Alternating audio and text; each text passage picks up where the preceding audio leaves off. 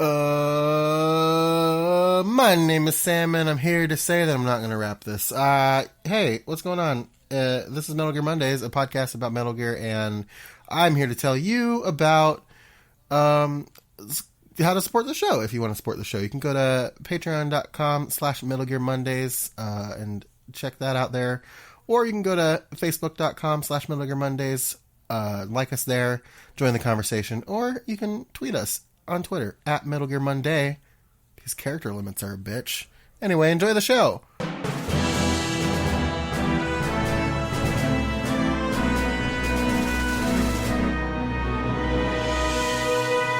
Ladies, gentlemen, boys, and girls, welcome to episode number extra op 06 of Metal Gear Mondays, the internet's most thorough Metal Gear Solid podcast. I am saying it that way because we got a single tweet with number 2, and it was good old Cole Duncan, $25 patron. So for all intents and purposes, Cole Duncan, the highest paying patron, just determined the slogan. Yeah. So congratulations, Cole. Stock. He's invested stock. Yeah, it's true. At $25, if you guys do want to support us at that level, you get a monthly Google Hangout with your boys. So for Cole, that'll be effective March. Cole, we'll reach out to you with some dates. So get excited, friend. But yeah, if you guys tweet more, like if I get a fuck ton of if I get 100 tweets for number 1, we'll switch it back. But for the time being, as of time of recording, we'll fucking backpedal as hard as we can. Yeah. As far as time of recording, Cole's the victor. So enjoy that. I thought his name was Cole. No, my bad. Good one. Joining me, the new slogan has tripped my brain up.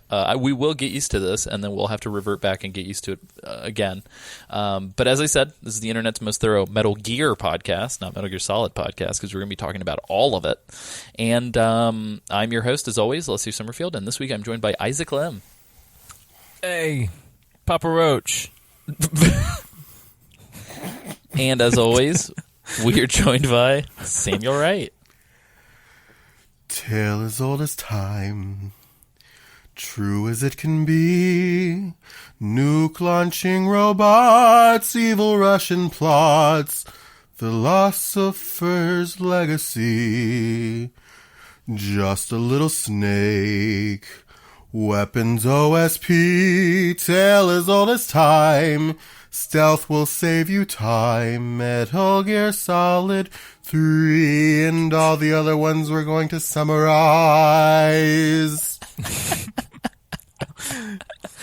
That was very good. I enjoyed that. Thank you. Thank you, Sam. Thank you. As always. The best singer in the group. How long Sam. did that take? Literally, I started singing it in my head on the way into the house from, I parked on my way home from work, and I just started humming it, and I was like, I need to write this fuck down right now. Is that why you texted me, immediately, 7? Yeah. And you were like, hey. Yeah, I was like, I need you to set this up for me, and I need you to just trust me. I texted Alessio, 10 minutes before we got on, and I said, I need you to introduce me second, I need you to trust me. I love it. Do you see what trust does, you guys? Trust brings friends together. Yeah. But yeah, as Sam so eloquently put in that beautiful song, we are talking about all of it. We're covering the full gamut of Metal Gear plot, leading us up to Ground Zeroes. So for everybody who's been like, oh, we want you guys to talk about lore and characters and story, well, you know what? It's happening. It's finally happening. Not to disqualify the fact that we cover all the plot while we're playing the games, but you know what I'm saying. Yeah.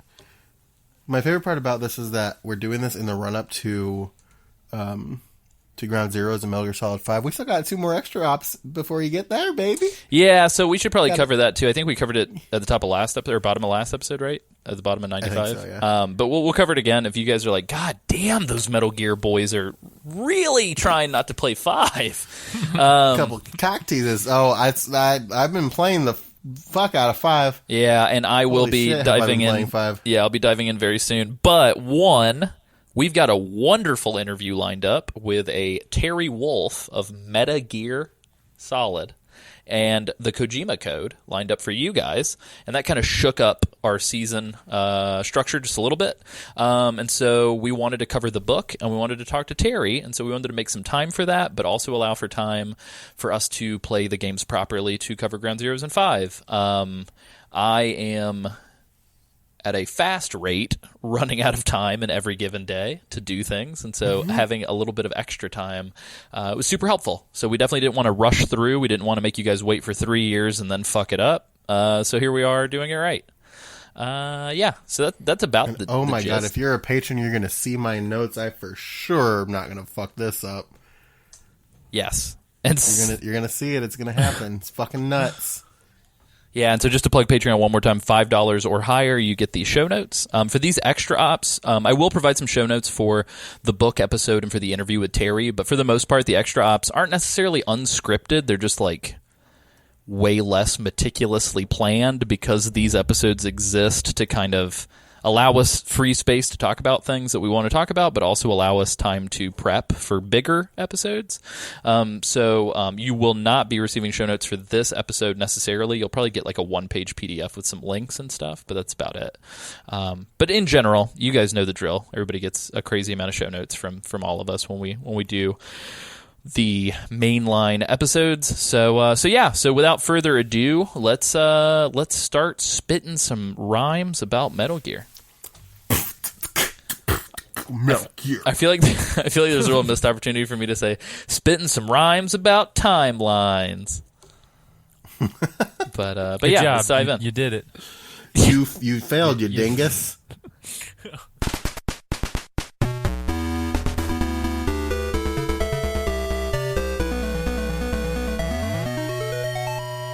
So Sam had a very good idea, which I will take into consideration and which we will be doing. Let's talk about Solid Snake first and then go back and talk about Big Boss. It's like Star Wars. Yeah, Except better. So I will say this, we are going to be looking at a couple different timelines to kind of base our discussion off of. So one, there's an awesome website. It's called MetalGearTimeline.com. We're looking at that. It's very cool. It's very visual. It even splits everything up by game, so you can kind of sort. Metal Gear Wikia has a pretty decent timeline. The Tech Times actually has a pretty good Metal Gear timeline, and The Guardian actually put together sort of like a sort of quick write-ups on all of the games as far as like where they rank and what year they came out and sort of like quick summaries. So those are pretty good. Likewise, you can also check out the Metal Gear Solid Archive, I think is what it's called, the digital archive or digital encyclopedia that comes with Metal Gear Solid 4. So we're kind of pulling from a bunch of I fucking places. love that thing. Like I feel like I maybe spent more time reading that than I did playing 4. Yeah.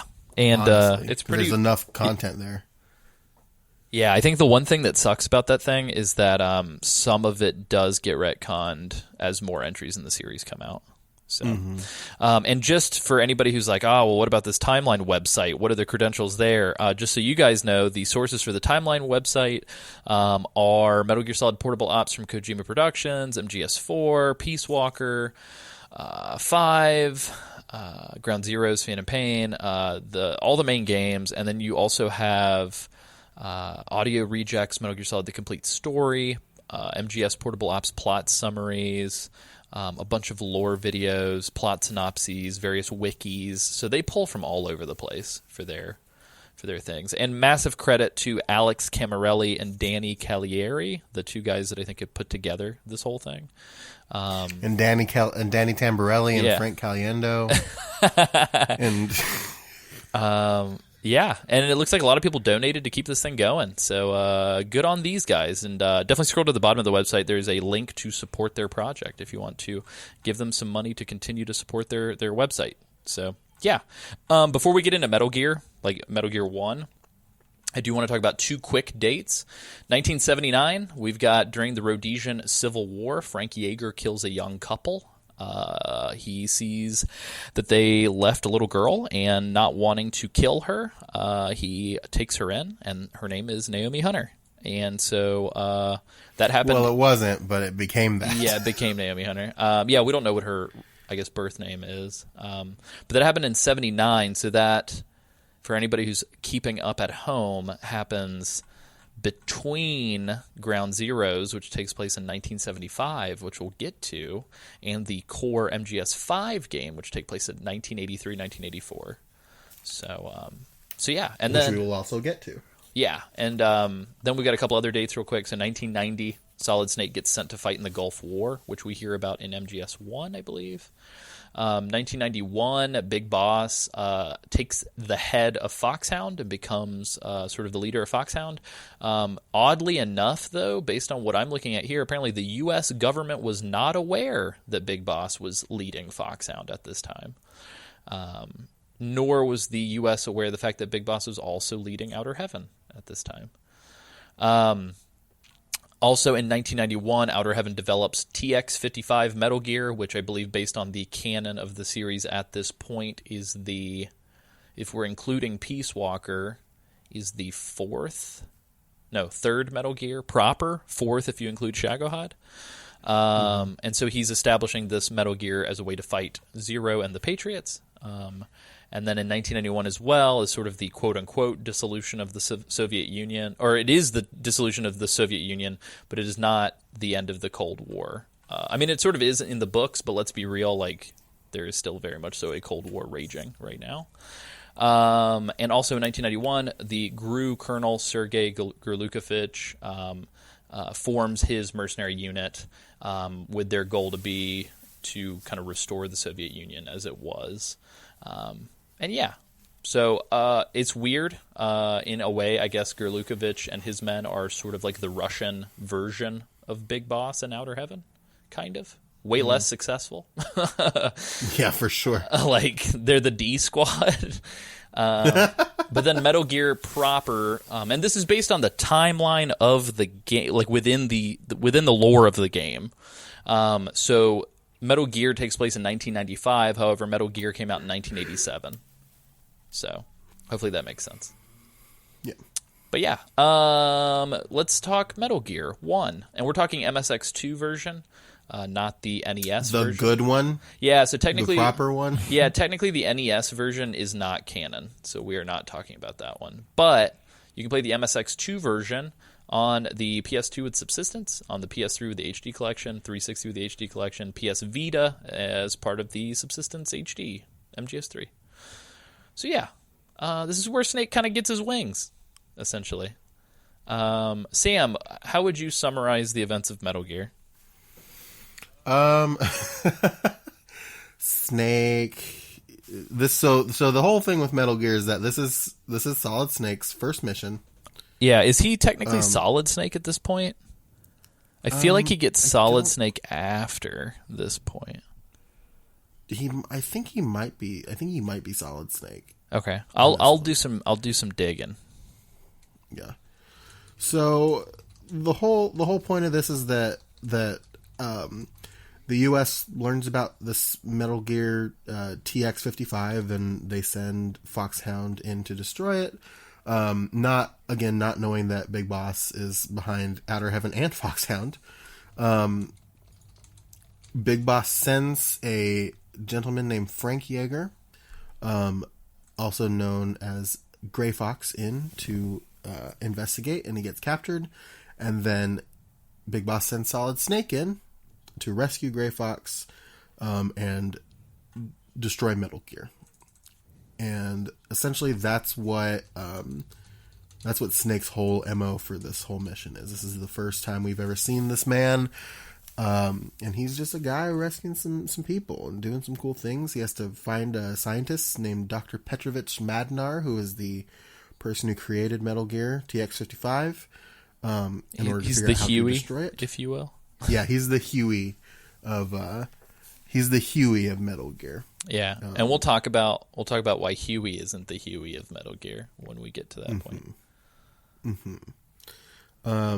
Oh yeah, Isaac knows who Huey is. Okay. Yeah, sorry, I didn't mean to forget. Well, and so I guess my confusion on whether or not he's named Snake or Solid Snake at this point is because the subtitle for Metal Gear 2 is Solid Snake.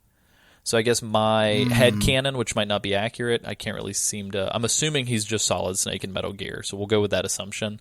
But based on what I was under the impression of was that Snake was just Snake in this game because it was his first quote-unquote real mission for Foxhound, and he achieves like the solid Snake code name by defeating Big Boss.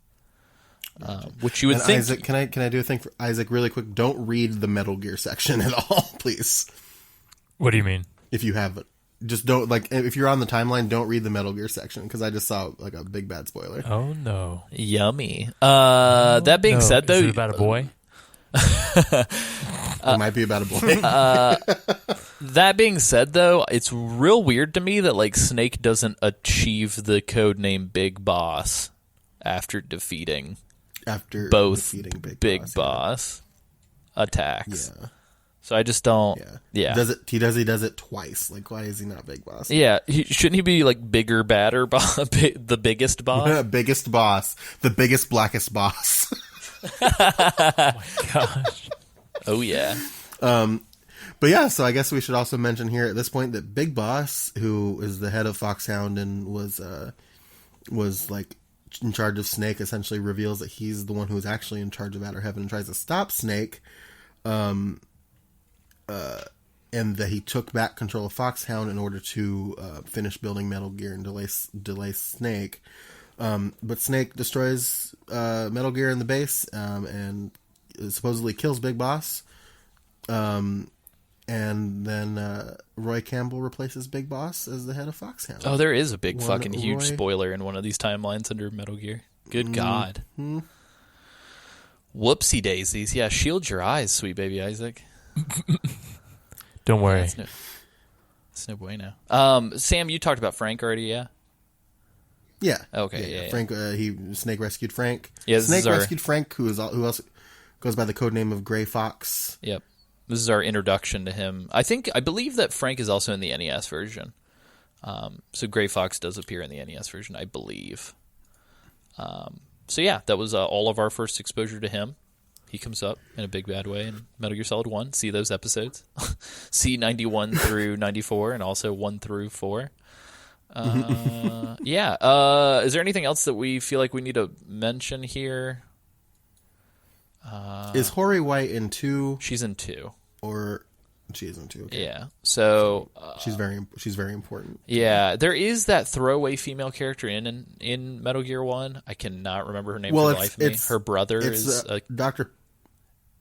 Well, it's Dr. Manar's daughter, right? Ellen? Is her name Ellen? I think so. Yeah, we're already opening ourselves to like letter bombs as we speak. You know what? Fucking at me. I don't give a shit. Yeah, let's do it. As I said at the top of this, I will say it. I'll fucking say it on every episode if we need to. We are not a Prima strategy guide. We are going to talk through this stuff in the way that we've covered them as best to our abilities, but we are not computers. We are boys. Yeah. So between the events of Metal Gear 1 and Metal Gear 2, Roy Campbell replaces Big Boss as the head of Foxhound.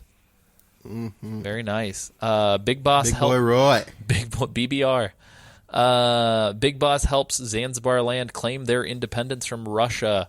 I believe sort of the weird implication, at least I've seen in like fan theories online, is that Zanzibar land, if mapped, is like roughly where the events of MGS3 take place. And I kind of wish that they would have leaned into that harder, because like how cool would it be to be like, oh yeah, Outer Heaven in Metal Gear 2 is actually like taking place where 3 took place. Like Selena Yarsk and... Yeah. Yeah. So, yeah. That would be pretty cool. So there's that. So that happens in 97. Big Boss takes over, or helps Zanzibar land claim independence from Russia. One of the things I want to touch on here very, very quickly before we get into 2 is that Big Boss, with his Zanzibar land situation, and everybody please keep in mind we are not including 5 yet, so please do not let me know all these things that I'm intentionally not saying. But effectively, Big Boss, after the fall of Outer Heaven, kind of takes in like refugees and injured and sort of the mercenaries who survived and like POWs and orphans, and just like kind of the events of MG2 kind of like paint this picture that Big Boss is kind of like a freedom fighter, like very like Che Guevara, very Yeah, a man of the people, I think, which is why in Metal Gear Solid Well, they 1... definitely do, like, Sorry. they start leaning into that pretty hard with Peace Walker, too. Like, it's very, like, they make that direct reference to Che and, like, all that stuff in Peace Walker. Yeah, and I would even say that, like, Naomi kind of explicitly talks about it whenever she talks about how she was, how she came to meet Big Boss in MGS1. So yeah, there is a little bit of like are we the bad guys kind of vibe to Solid Snake, to Metal Gear 2. But the big thing about Metal Gear 2 that I kind of wish that they would go on to talk a little bit more about is like we sort of start to see the beginnings of Kojima's theoretical love affair with environmentalism, where he kind of starts to posit this whole like, oh, Dr. Kiyomarv creates a synthetic oil that kind of reverts all of these like major crises, and like the world is kind of at peace. Like there's nothing but peace now because nobody's fighting over oil. And so he sort of creates this like limitless synthetic like fossil fuel. And so that's kind of the set dressing for Solid Snake for Metal Gear 2, but it never really comes up again ever in the series, which is interesting. But essentially the reason why Snake kind of gets brought back into action is because Kiyomarv disappears and gets kidnapped by some soldiers from Zanzibar land. And it turns out that Zanzibar land wants to kind of hold him hostage and the rest of the world by kind of taking advantage of this synthetic oil, this energy supply, and kind of making it their own, which seems like a kind of a dumb move. Like that's a real good way to get the crosshairs of every country on you, I feel like. But that's maybe not like entirely good, guys. Yeah. So, and I'm not quite sure why they need Kiyomarv's synthetic oil to power their Doomsday machines, otherwise known as Metal Gear R, which gets introduced in this game. But that is the sort of inciting incident that kind of leads to the kickoff of Metal Gear 2. So, Sam, how would you summarize Metal Gear 2? I'll kick it back to you, sir. Well, that's the whole deal. Is Snake has to go in. He's sent by Mr. Roy, Big Boy Roy, to rescue Dr. Marv. And Snake finds out that Big Boss is still alive, having survived what happened to him in Metal Gear 1. And that Dr. Marv is actually dead. And so that sucks. Solid Snake is attacked by Gray Fox, who is driving Metal Gear R. And then Snake destroys Metal Gear R and then fights Gray Fox in the middle of a fucking minefield and kills him. Quote, kills. There's a lot of like, I killed you in this series so far. But is attacked by Big Boss once again after this battle with Gray Fox, and Snake wins one more time. And then Big Boss tells Snake that he's his daddy. Yeah, and that's sort of a little bit of an interesting point. I believe, I need to double check this, but I believe that Big Boss telling Snake that he's his dad only happens in sort of the kind of remastered mobile cell phone version that ended up on the subsistence disc. I think technically in the original version that's never said, and I think Metal Gear Solid 1 is the first time that sort of the gaming public finds out. Reference. I believe. But I can do some research into that here in a second and kind of respond back. As far as the game is concerned, so the first game came out in 87, like we talked about. Metal Gear 2 came out in 1990 and actually came out on the same hardware. So you can definitely tell by playing the two. I would say Metal Gear 2 feels way more contemporary. Like it feels almost like playing Ghost Babel on the Game Boy Color. Like it almost feels like Metal Gear Solid in 2D, which is great because you can crawl. There's a codec. I mean, there's a codec in 1, but it's very rudimentary. But 2 kind of codifies all of the things that we will kind of learn to associate with Metal Gear in sort of a higher fidelity than before. Yeah, I don't know. I think I really enjoy Metal Gear 2. I don't know. Did either of you guys end up playing it for the show when we covered it, or was that just me, Cameron, and Nick? Yeah, maybe. I eventually wound up I didn't play it for the show, but I eventually did wind up playing it. Gotcha. Yeah, I really enjoy Metal Gear 2. I think it's like Metal Gear 1, in my opinion, I don't know, Metal Gear 1, to me, you kind of have to have like an FAQ pulled up. Like, it gets very esoteric and kind of hard to follow. I feel like Metal Gear 2, for all intents and purposes, I don't think I really needed a guide, because it's got like the mini map in the top right, and it like drops objectives as little dots. Like, it feels very player friendly. Does 2 have the jungles?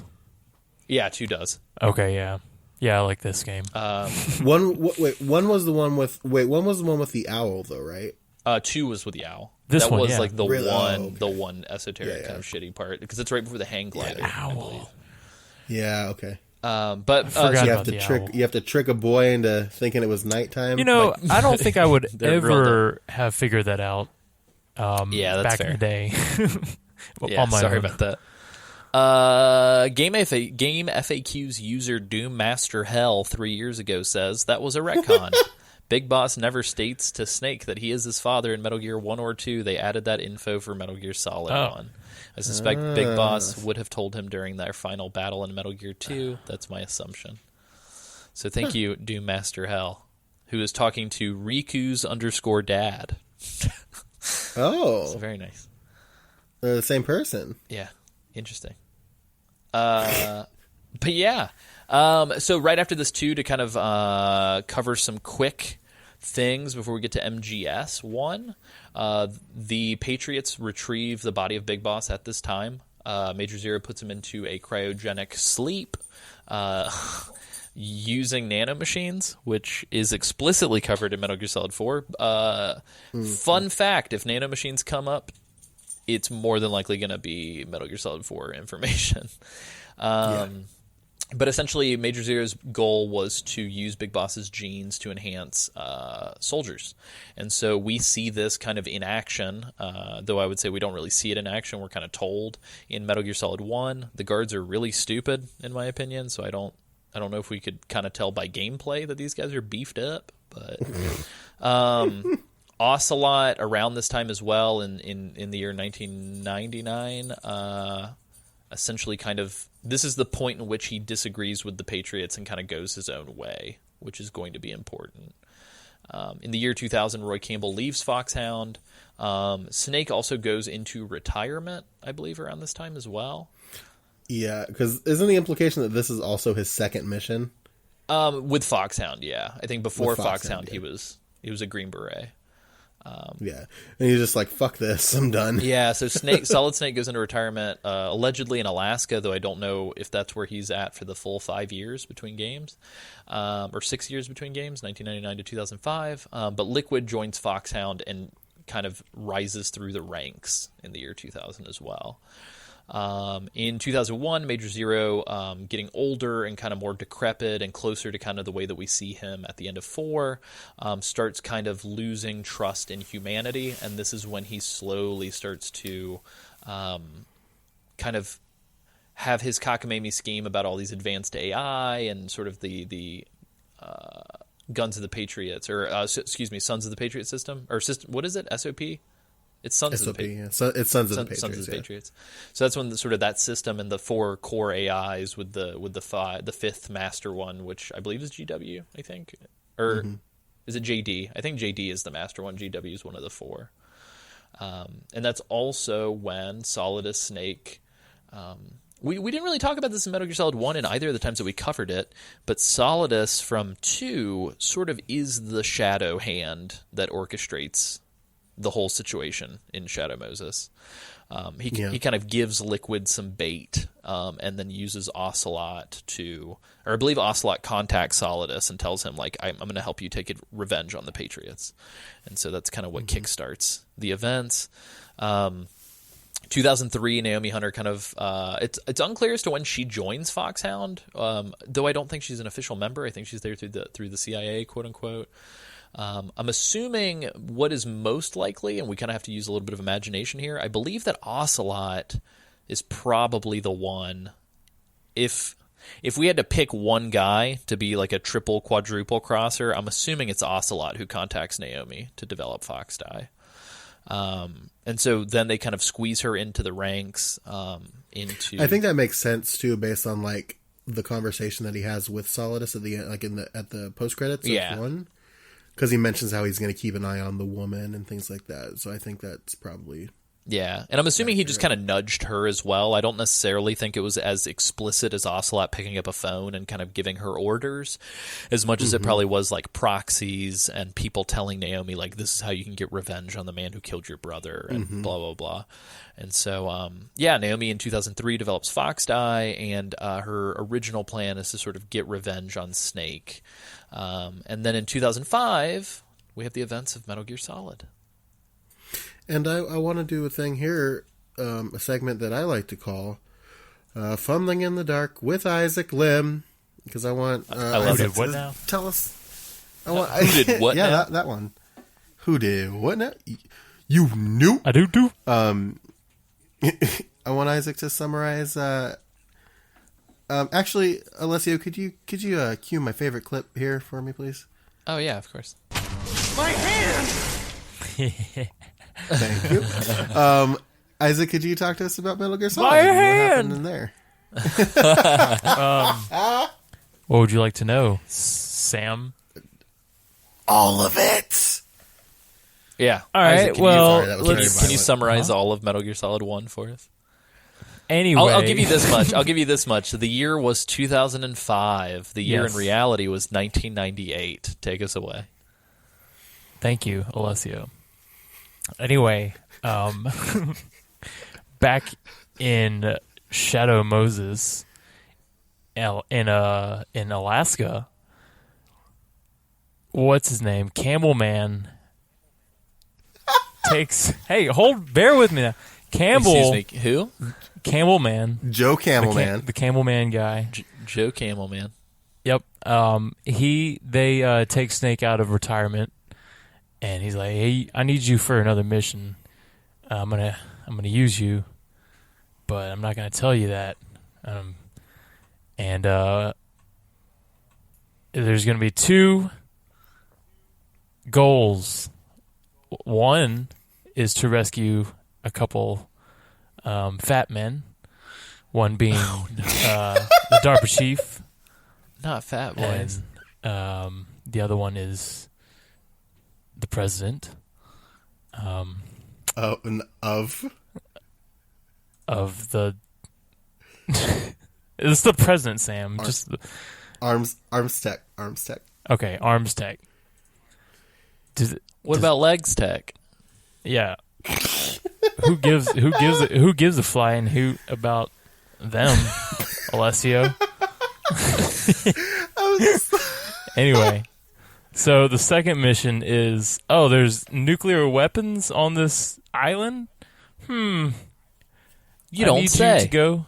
I need you to go and figure out if those are actual nuclear or if they're fake nuclear. You could just stop there. Are they actual nuclear? Or are they nuclear? So then Ooh. we get kicked off with little Solid Snake swimming around in his flippy floppies and his wetsuit. So wet. And then, Wow. you go through Shadow Moses, and these guys are dying left and right. Mm-hmm. The DARPA chief, quote unquote, lunges at you, has a heart attack, dies. Oh, what happens there? What's that all about? Huh? I said, what's that all about? What's that all about? Oops. What up with that? Who? Somebody forgot to take their vitamins. And then you got Meryl in the other cell, doing sit-ups because what's a girl gonna do? And who's Meryl? Oh, you know Meryl. I know Meryl. She's a Pokemon. Yeah, no, Meryl Streep. evolves into Azuro. Yes, she is Campbell's daughter. Isaac, we have a lot of games Or to niece. cover. Could you speed this up? Hey, man. All right. I feel like we get. I feel like we get what we asked for when it comes to Isaac. That's so true. It's fine. I mean, you asked me to cover this game. Yeah. You get what We you just played it. I thought it'd be better than this. Whoa, Sam. So much for friendship these days. I love All you, right. Isaac. Keep going. Meryl is his niece. I'm just but covering the secretly his games daughter. as is.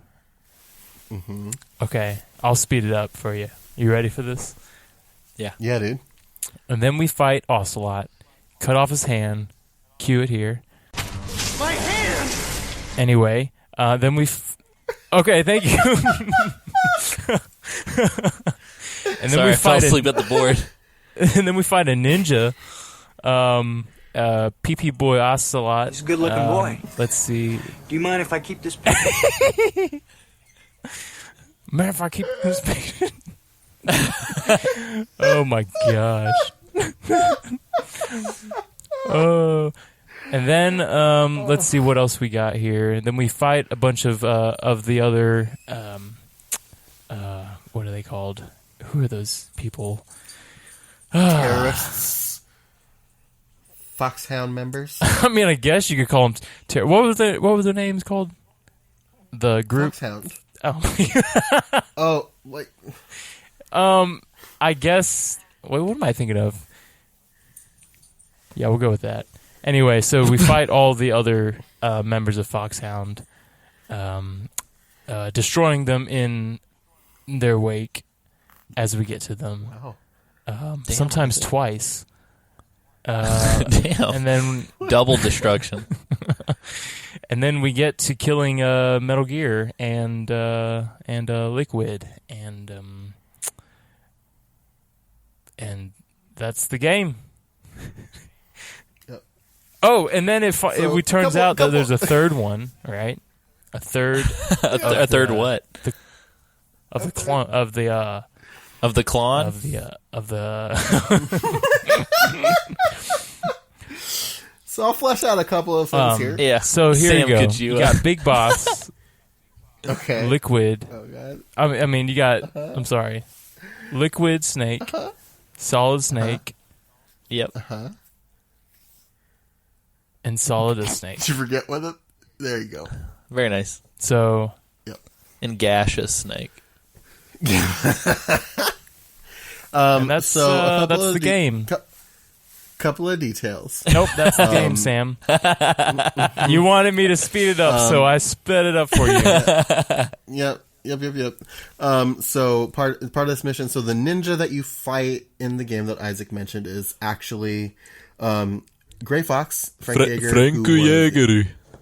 Franco Yeager, who his body was recovered and experimented upon, and he was turned into this cyborg ninja. That sounds hot, Sam. Yeah, it does. Crawl all over me. Yeah, so he turns into the cyborg ninja, and he pretty much actually dies in this one, saving Snake from Metal Gear.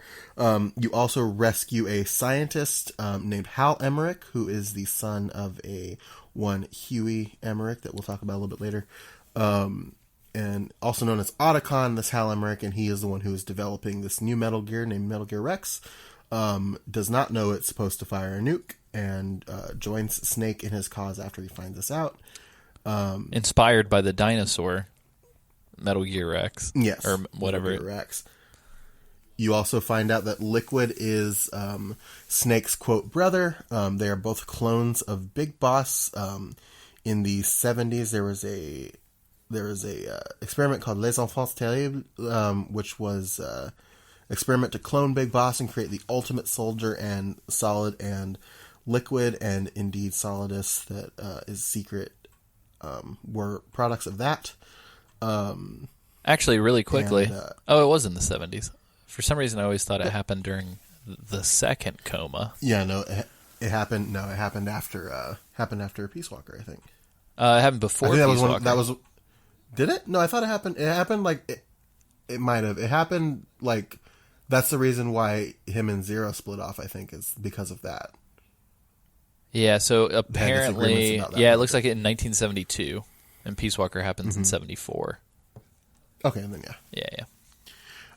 Yeah. So that's some details there.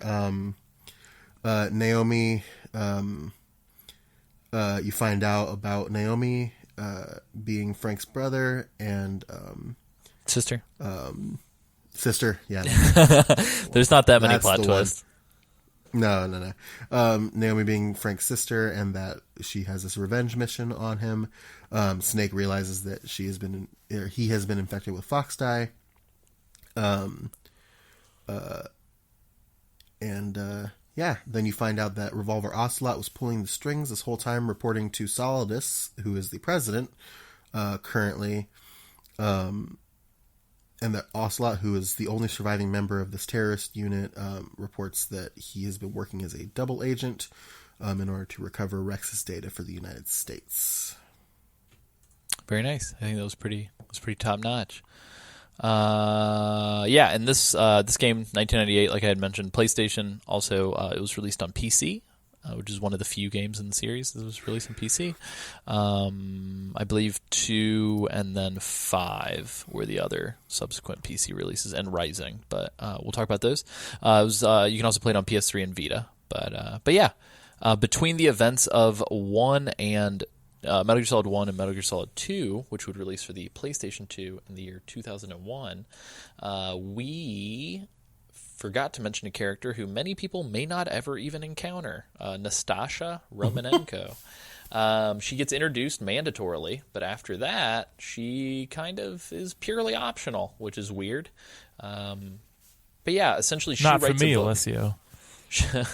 She writes a book Never called for me. In the Darkness of Shadow Moses, The Unofficial Truth, which you can read the entire book from top to bottom in the menu for Metal Gear Solid 2, which is pretty cool. She reveals everything. Somehow she even knows about Solidus, and so that's mentioned in the book as well. I don't believe that anybody tries to silence her, because the book kind of goes down in history as sort of a conspiracy theory nonsense. But eventually Solidus steps down from being the president of the United States because the Patriots control everything, and they realize that he staged a coup, and so they kind of shunt him away. I think they're trying to kill him, but he goes into hiding with Ocelot. Around this time in 2006, Ocelot ends up taking Liquid Snake's arm and implanting it onto his own body. After having it being chopped off by Frank Yeager in Metal Gear Solid 1. Yeah, and he goes through some sort of like psychokinetic therapy to kind of have it in there, but for some reason Liquid Snake's consciousness kind of lives on and continues to try to take control of Ocelot's body, which I don't think that's how anatomy works. No. In 2006 as well, Solid Snake and Otacon, who canonically Otacon and Meryl both survive the Shadow Moses incident. So I think we can say that the saving Meryl ending is canon, because Otacon doesn't die during that ending. So Snake and Otacon found philanthropy, which there's actually a pretty interesting 2-part fan film called Metal Gear Solid Philanthropy about this sort of situation. It is a NGO, a non-governmental organization, and the whole idea is for them to stop the development of Metal Gear, and it's sort of a stand-in for people who are sort of anti-nuclear weapons and kind of want to see them disarmed. And then Metal Gear Solid 2 starts us off in 2007, otherwise known as the Hudson River, 3 years ago. Because The Hudson River. Oh, it was 2 Can you years cue that ago. here, Is it actually? 2 years ago? Because the big shell takes place in 2009, so I believe it's 2 years ago. What'd you say, Sam? Yeah. Can you cue that here? I can. The Hudson River, 2 years ago. And that cue will let us know what the actual thing is. Yeah, so and then we dive into the tanker portion, the first half of Metal Gear Solid 2, as it were. Sam, how would you describe the tanker? A troll. Yeah, it was released as a demo first, and the demo contains the entire tanker. And then it was released in the main game. Yep. So we've talked about this before. So the idea was that like Hideo Kojima was like, I want to make the tanker section Metal Gear Solid 2, and then Metal Gear Solid 3 will be what wound up being the rest of Metal Gear Solid 2. Which also might a have dumb been idea. a nod to the New York trilogy, which is a series of books, or a book that is consisted of 3 parts. That is also very postmodern and had a big influence on this game. But I am curious, and I think we'll talk to Terry Wolf about this in depth on Extra Op number 8. But I'm curious as to, I believe that this is the case, but I'd be curious to learn the details about whether or not 2 was truly in development before 1 was shipped. Because the seeds of 2 were kind of planted at the end of 1. So I'll be curious to kind of learn more in detail, but I think based on the reading that we did, I believe that is the case. There is a little bit of overlap, but I just can't quite remember how much overlap. But yeah. Well, so Metal Gear Solid 2 begins with Solid Snake. You get some information from a source that is revealed later in the game to have been Otacon's stepsister Emma. That there is a new Metal Gear called Metal Gear Ray being transported through the United States on a tanker that is going through the Hudson River. And Snake has to get on that boy and get pictures of it to prove that it exists to the world. And as soon as Snake gets on this ship, man, these fucking Gurlukovich mercenaries, they're back. We talked about them, and they're back. Took over the ship, and Snake has to sneak past those boys, or kill them, or do whatever he wants to with them. Touch them. Put them to sleep. Touch them. Hide them in lockers. Hug them. Love them. Make passionate love to them under the moonlight. Throw him off a boat. Whatever strikes his fancy. Into the river. Yeah, just throw him off a boat. Permanently. Yeah, forever. But yeah, so he goes through, he fights a lady named Olga, who is Sergei Gurlukovich's daughter, who is also pregnant. Which, like, yo, what are you doing on a takeover like this? Yeah, what are you doing in the rain, girl? Wear some sleeves. You're going to get pneumonia. You're going to kill that baby. Yep. But Snake knocks Olga out, and a drone shows up and takes pictures of Snake on the ship, who, I mean, they're going to use that. It's a DJI Phantom 3 that is being piloted by a small video production company based out of Manhattan. They're shooting promo videos to the city, and they accidentally filmed this. No, I'm kidding. That's not at all. That'd be hilarious, though. Release it on WorldStar. Oh, no. Solid Snake gets into the tanker and gets pictures of Metal Gear Ray while U.S. Marine Commandant, I should say, not Commander, Commandant, Scott Dolph is giving a speech about it. And then after the speech, before the speech, we get introduced to kitschy, super deformed, beautiful pixel art Otacon. Oh, yes. Which is one of the greatest characters in Metal Gear history. Mm-hmm. Yep, agreed. But yeah, so you get introduced to beautiful pixel art Otacon. You get the pictures of Scott Dolph and his soldiers potentially in their underwear. We don't, depending on how fast you get there.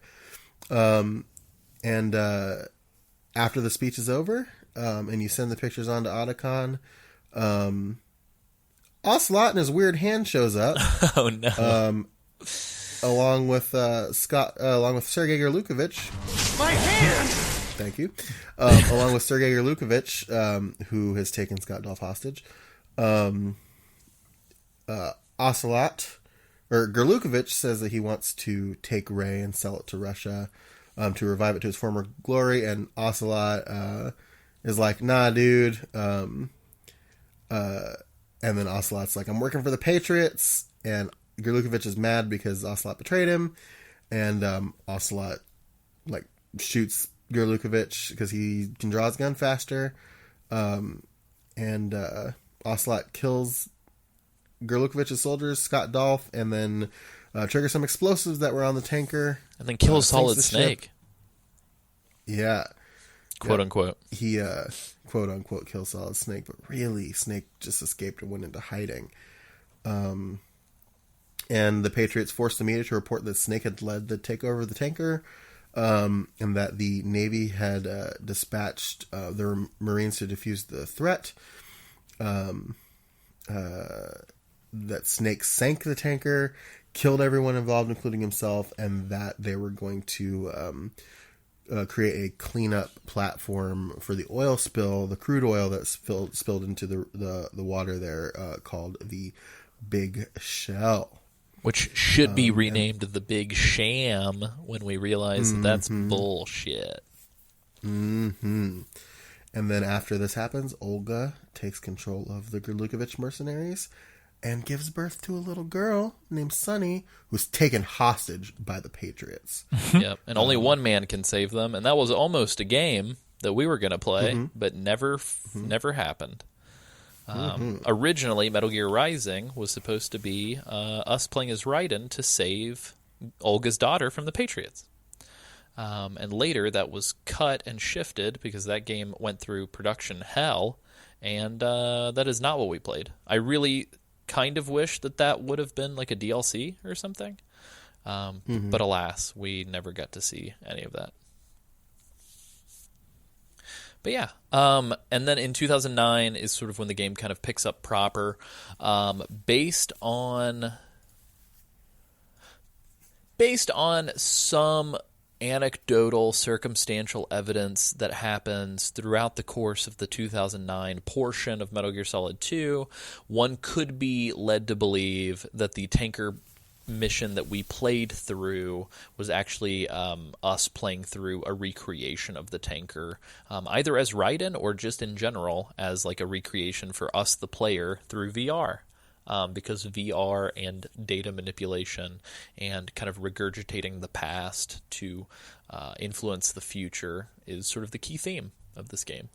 I have my theories about why that theory's bull. Oh no! But I think we could save that for an episode on theories. I mean, likewise too. If you want to, you could always throw it down after we cover the 2009 stuff.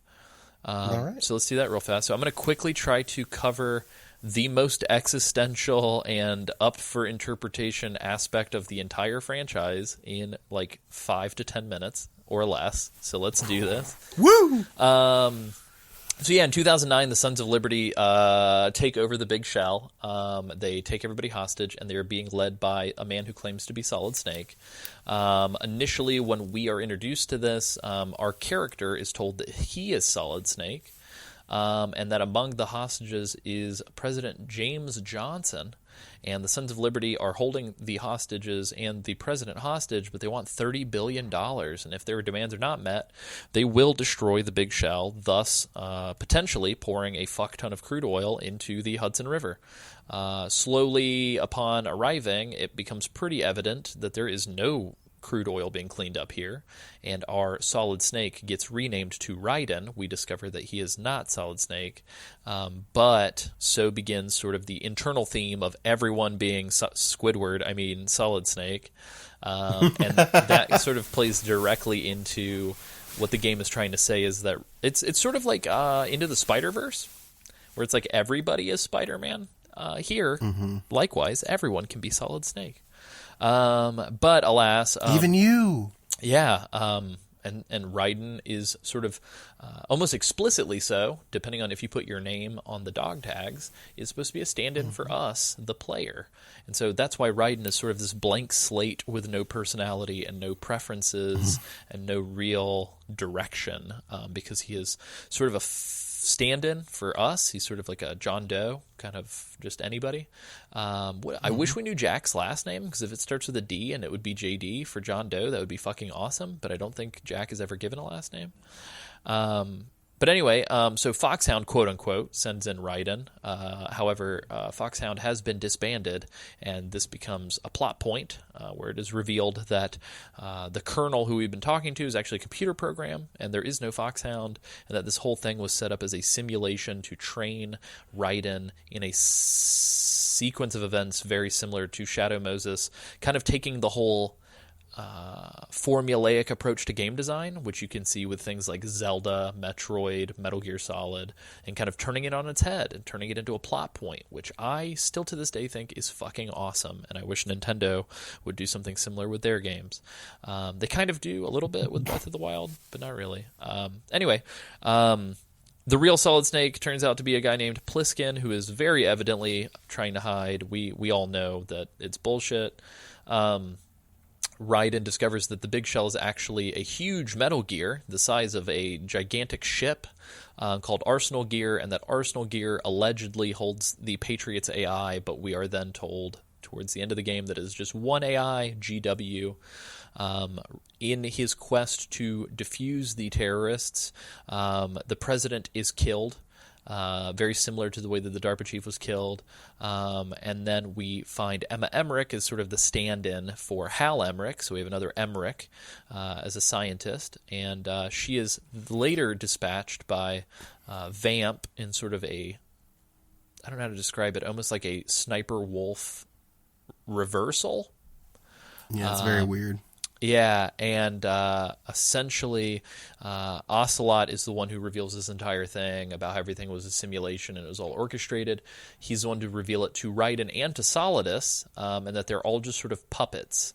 And Solidus sort of exists to say that he's trying to break the cycle and get out of this fucking weird chess match. In a weird way, we, the player, kind of kill somebody who is, for all intents and purposes, trying to free humanity from information control.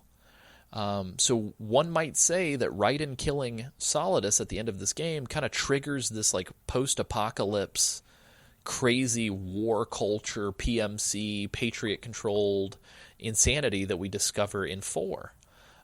So for all intents and purposes, Solidus was kind of a crazy person and an anarchist, but he was trying to do right. Very similar to Big Boss. And they do this thing at the end of the game where Solidus kind of reveals to Raiden that like he was the one who raised Raiden, like he was his foster father when he was the child soldier and things like that. Yeah, and that Jack blocked it out because it was so fucked up, like painful. And it kind of like mirrors the Metal Gear, like the original Metal Gear thing about like Solidus has his eye patch and Raiden's killing his dad, and it kind of reminds you of the first Metal Gear a little bit. Yeah, and one of the things I want to mention and about the second one. Yeah, one of the things I want to mention about the development sort of history is that due to 9/11, there was a cutscene removed from the game that's kind of jarring because we're on this giant Arsenal Gear boat, and then all of a sudden we're in the middle of New York City, and it's really unclear as to what the fuck happened. Well, what was supposed to happen was that this giant Metal Gear was going to be driven into the side of New York and destroy massive parts of the city, and thus thrusting our combatants into the heart of New York City after a massive terror attack. But this terror attack also turned, I guess for all intents and purposes, New York into sort of an escape from New York situation where it's kind of removed from the grid. And Solidus is making an attempt to turn this into his own outer heaven. And then Raiden dispatches him, and we get this great sort of closing statement where, up for interpretation, Raiden walks around the streets of New York after this huge terror attack with very little recognition from the people in the streets that he's walking through, who are kind of appearing out of thin air. And Solid Snake says, which is like strange because like look, what is he wearing? Yeah, right. And he's got a sword on his back and like guns and stuff.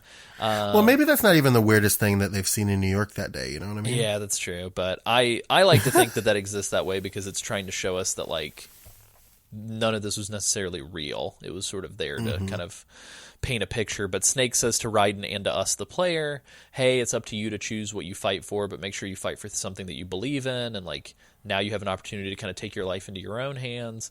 And for all intents and purposes, this was meant to be the end of Metal Gear. This was supposed to be sort of Kojima saying to us, go live your life, quit playing video games, go take advantage of the gift that you have been given, and make sure nobody tries to control your shit. And alas, here we are in 2019, and we live in the future that was presented in Metal Gear Solid 2, and Snake's not here to save us. So, yeah. I mean, he might be. Yeah, that's true. He might be somewhere.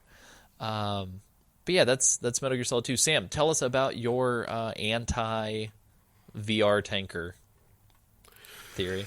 I feel like so at the time that this was all happening, like the idea is that Raiden didn't have any idea about the Patriots or anything like that at the beginning. Why would the Patriots present some type of VR replica of the tanker that paints Snake as like Solid Snake as like this as the good guy. So the way that I took it is there are lines in cutscenes where Raiden is talking about the number of VR missions that he's done. And there are also lines where he's talking to Snake, and Snake mentions the tanker incident, and Raiden says that he's run through that scenario in VR.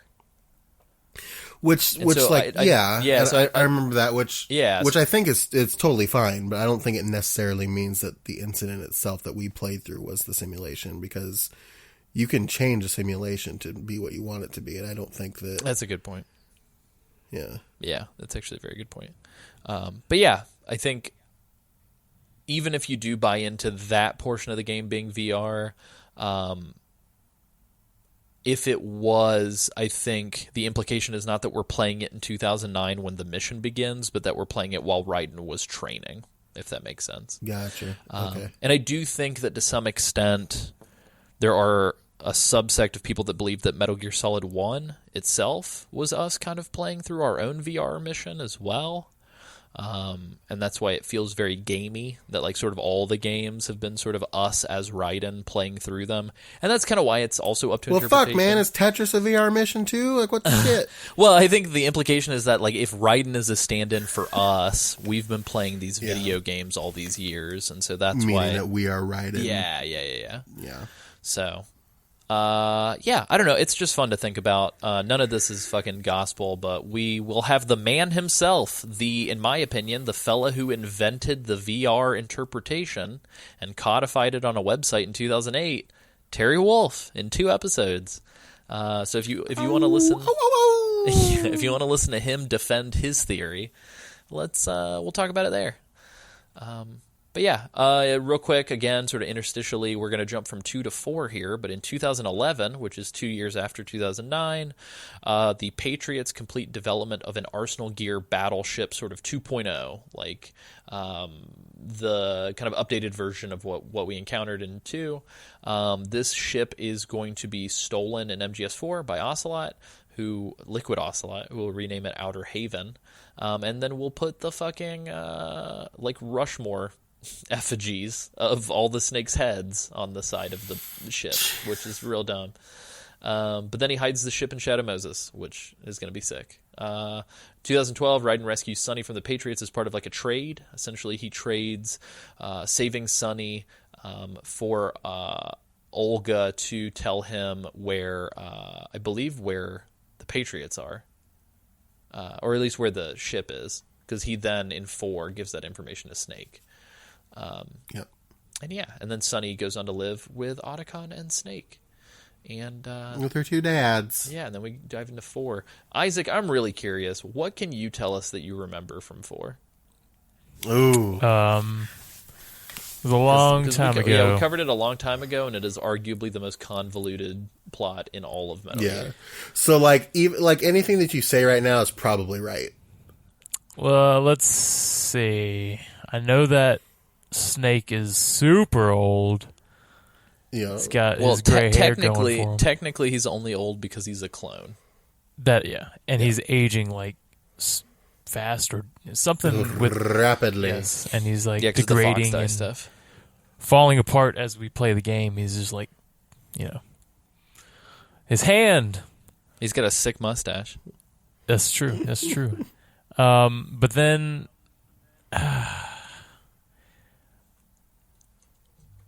you know what? There was a lot that happened. I know, but I couldn't tell you like a lot of like the plot beats because I can't remember a lot of things that happened. I'm sorry, guys.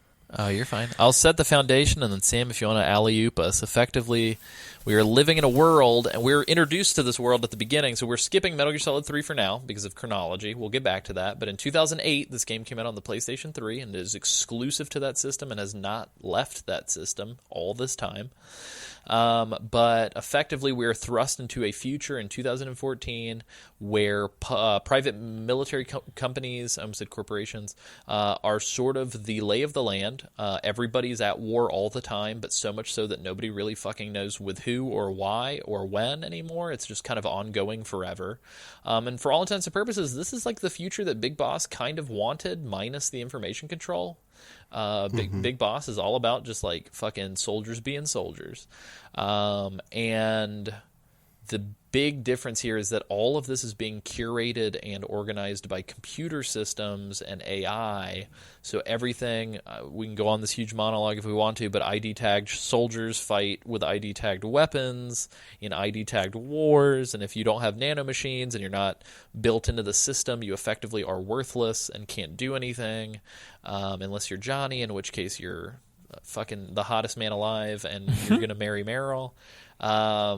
But effectively, this is sort of this weird Johnny techno dystopian hellscape that apparently David Hayter exists in as a real human, because of this cool. Before the game begins, we're given these TV commercials, kind of showing us what the real world looks like in this era. And we're shown like commercials for these PMCs, commercials for technology, food shows, interviews with David Hayter, the actor. It's very cool, and very scary. Who is for some reason wearing a solid eye patch like Snake in the game. Yes, it's very interesting. But yeah, and then we are thrust very quickly into conflict as old Snake. Yeah. So the world here now is controlled by private military companies, the biggest of which is controlled by Liquid Ocelot, a man who is formerly Revolver Ocelot, who is now completely controlled by the arm of Liquid Snake. It's weird that the Patriots would allow this with their nanomachines, but that's okay. Yeah, is what it is. The UN wants to kill Ocelot. And thanks to Big Boy Roy, Snake decides to go on the mission to help with Otacon's backing, as usual. Yeah, Snake's just saluting the boss's grave for some reason, for whom he knows nothing about and doesn't make any sense, but this game is going to cram every character into... This is the Smash Brothers Ultimate of Metal Gear. Everyone's here! Everyone is here. Everyone is here, and even if they shouldn't be, they magically happen to know the MacGuffins that are needed to progress the story. So Snake goes on his mission. Sonny cooks some eggs real badly. Classic. Classic. Snake attempt to kill Liquid goes real bad. Finds out that Naomi is being held captive, quote, by Liquid. And she hotter now. Yeah, she hotter now. And she hot for that Otacon booty. Oh yeah, who's not? Otacon pretty hot himself. He's got that dad look at him. He's got like a dad bod. He's got that fuck, what's his name from Final Fantasy 15? He's got that Ignis look. He does got that Ignis look. Right in the lip. Cook Daddy. for me. Cook for me. Otacon's a zaddy is what Otacon is. But yeah, so Otacon's got that turtleneck and chain. oh yeah. Snake then goes and rescues Naomi, who explains that the Foxdie, his virus, has mutated. Yeah, we get this real gross scene where Naomi gives like what's the word? A physical to old man Snake, and we all have to be depressed and look at Snake's body. It's very weird. She like cries for him, like it's real rough. Yeah. She explains that Ocelot's goal is, or Liquid's goal is, that he wants to get Big Boss's body and access the Patriots' master AI to get control of all the nanomachines in the world, and then has to fight against a bunch of like little Metal Gears called geckos. We didn't reveal either like that cows. Liquid has a superpower at this point where he can finger guns at people and all of their nanomachines will turn off. The fucked up part about this, and it's real gross, but when their nanomachines turn off, suddenly everybody is flooded with all of the emotions that have been suppressed for all this time. And so people like just literally fucking go crazy and throw up and poop and like lose their minds. Yeah. So, yep. Cool shit, literally. Yep. Yeah, so they're joined in this fight. They're saved by Raiden, who is now a kick-ass ninja. It's almost a big fuck you to us. We can't even play as him. Yeah. And then Liquid obtains Big Boss's body and shuts down all the PMCs except for his own, and plans to destroy the Patriots. And now to do this, he needs to get a nuclear weapon, and so that's not controlled by the Patriots. So where is this? Why is Metal Gear Rex back at Shadow Moses? Whoa! So now you have to, go back to Shadow Moses and kind of like relive all of the beats and the moments that you experienced in the first Metal Gear Solid. I do want to talk about one thing here. It's funny to me that none of these timelines that we're looking at say anything about the Beauty and the Beast core. Because, spoilers, they're just really, really poorly written rehashes of all of the previous bosses. One of the things that I never ever noticed the first time that we played through this is that, like, I think very clearly, like, they're called things that allude to their original Foxhound Metal Gear Solid 1 callbacks. So we've got, like, Laughing Octopus, Crying Wolf, like all these, like they're using not only emotions like in MGS3, but they're also using the animals from MGS1. However, one of the things that I never noticed is they're all carrying weapons of Dead Cell members. So, so Wolf has the railgun that Fortune has. Yep. Also, like Fat Man, either his bomb suit or one other aspect of him exists on one of the other characters. And then I also believe that, who the fuck? Vamp. Oh, man. I can't recall exactly what it is. It might be the knives. It's something, but they all have like an item from the Dead Cell. Yeah, because I think the Screaming Mantis has knives. Yeah. And then that's crazy. Yeah, and the Mantis equivalent has a Psycho Mantis and a Sorrow doll that she carries with her. But she also, I think, has another item from. She might be the one who has Vamp's knife because I think she can freeze you in place. That's what I. That's Yeah. Sorry, I keep confusing their names because I'm sorry, they're bad bosses, but. Yeah, It's Raging Raven, who is the flying one in Europe. It's Screaming Mantis, who is the psychic one. It's Laughing Octopus, who is that one, and then there's Crying Wolf, who is the wolf. Yeah, Laughing Octopus, in my opinion, is the best of all of them. She's a lot of fun to fight, absolutely. And she goes invisible, which is kind of a callback to Decoy. But they're all just beautiful women wearing robot suits, which we will kind of see a callback to in Rising. And they're all cannibals. For some reason. Which is kind of fucked up. But anyway, sorry, continue with Shadow Moses, which is arguably one of the better acts in the game. Yeah, I think it's still, I think, one of my favorite like moments in the series is just going back to Shadow Moses, just reliving it. It's all decrepit and down. You do a bunch of fights, and you eventually kill Vamp, who came back. It's a long thing. Nanomachines. Nanomachines, yay! And you get to control Metal Gear Rex, and fight a Metal Gear Ray that Liquid has taken care of. And then you get into this fight. Snake gets hurt real bad, and then Liquid summons this ship with the Mount Snakemore on it, Outer Haven, that crashes into Shadow Moses, and Raiden and Meryl's unit, the Rat Patrol, save Snake, and they get out of there.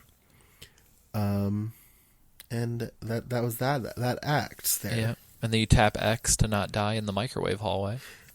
Mm-hmm. You have to infiltrate Outer Haven, and using with the help of Mei Ling, who is now a naval officer. Yep. This Outer Haven part, by the way, is the only part of this game that feels like classic Metal Gear. Yeah, I can agree with that. So you sneak around, you fight another boss that isn't necessary, and to get to the defense system Outer Haven, which is the Patriots AI, you have to essentially go through this microwave hallway that is essentially cooking Snake from the inside out. It's very brutal.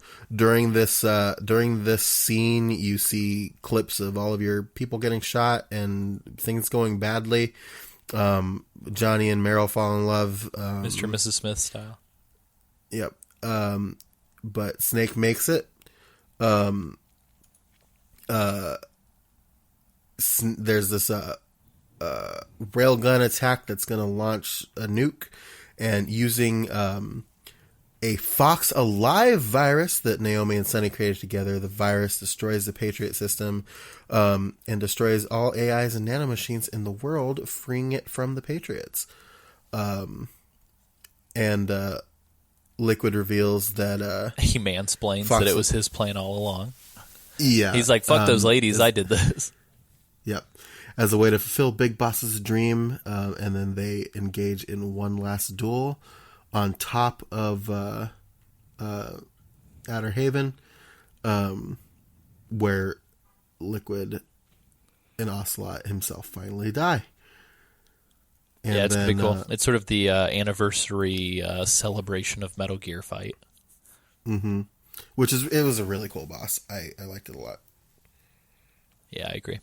The Old Man Fighting Simulator, 2008. Mm-hmm. And then the most important plot point, that Johnny and Meryl get married. Which, yeah.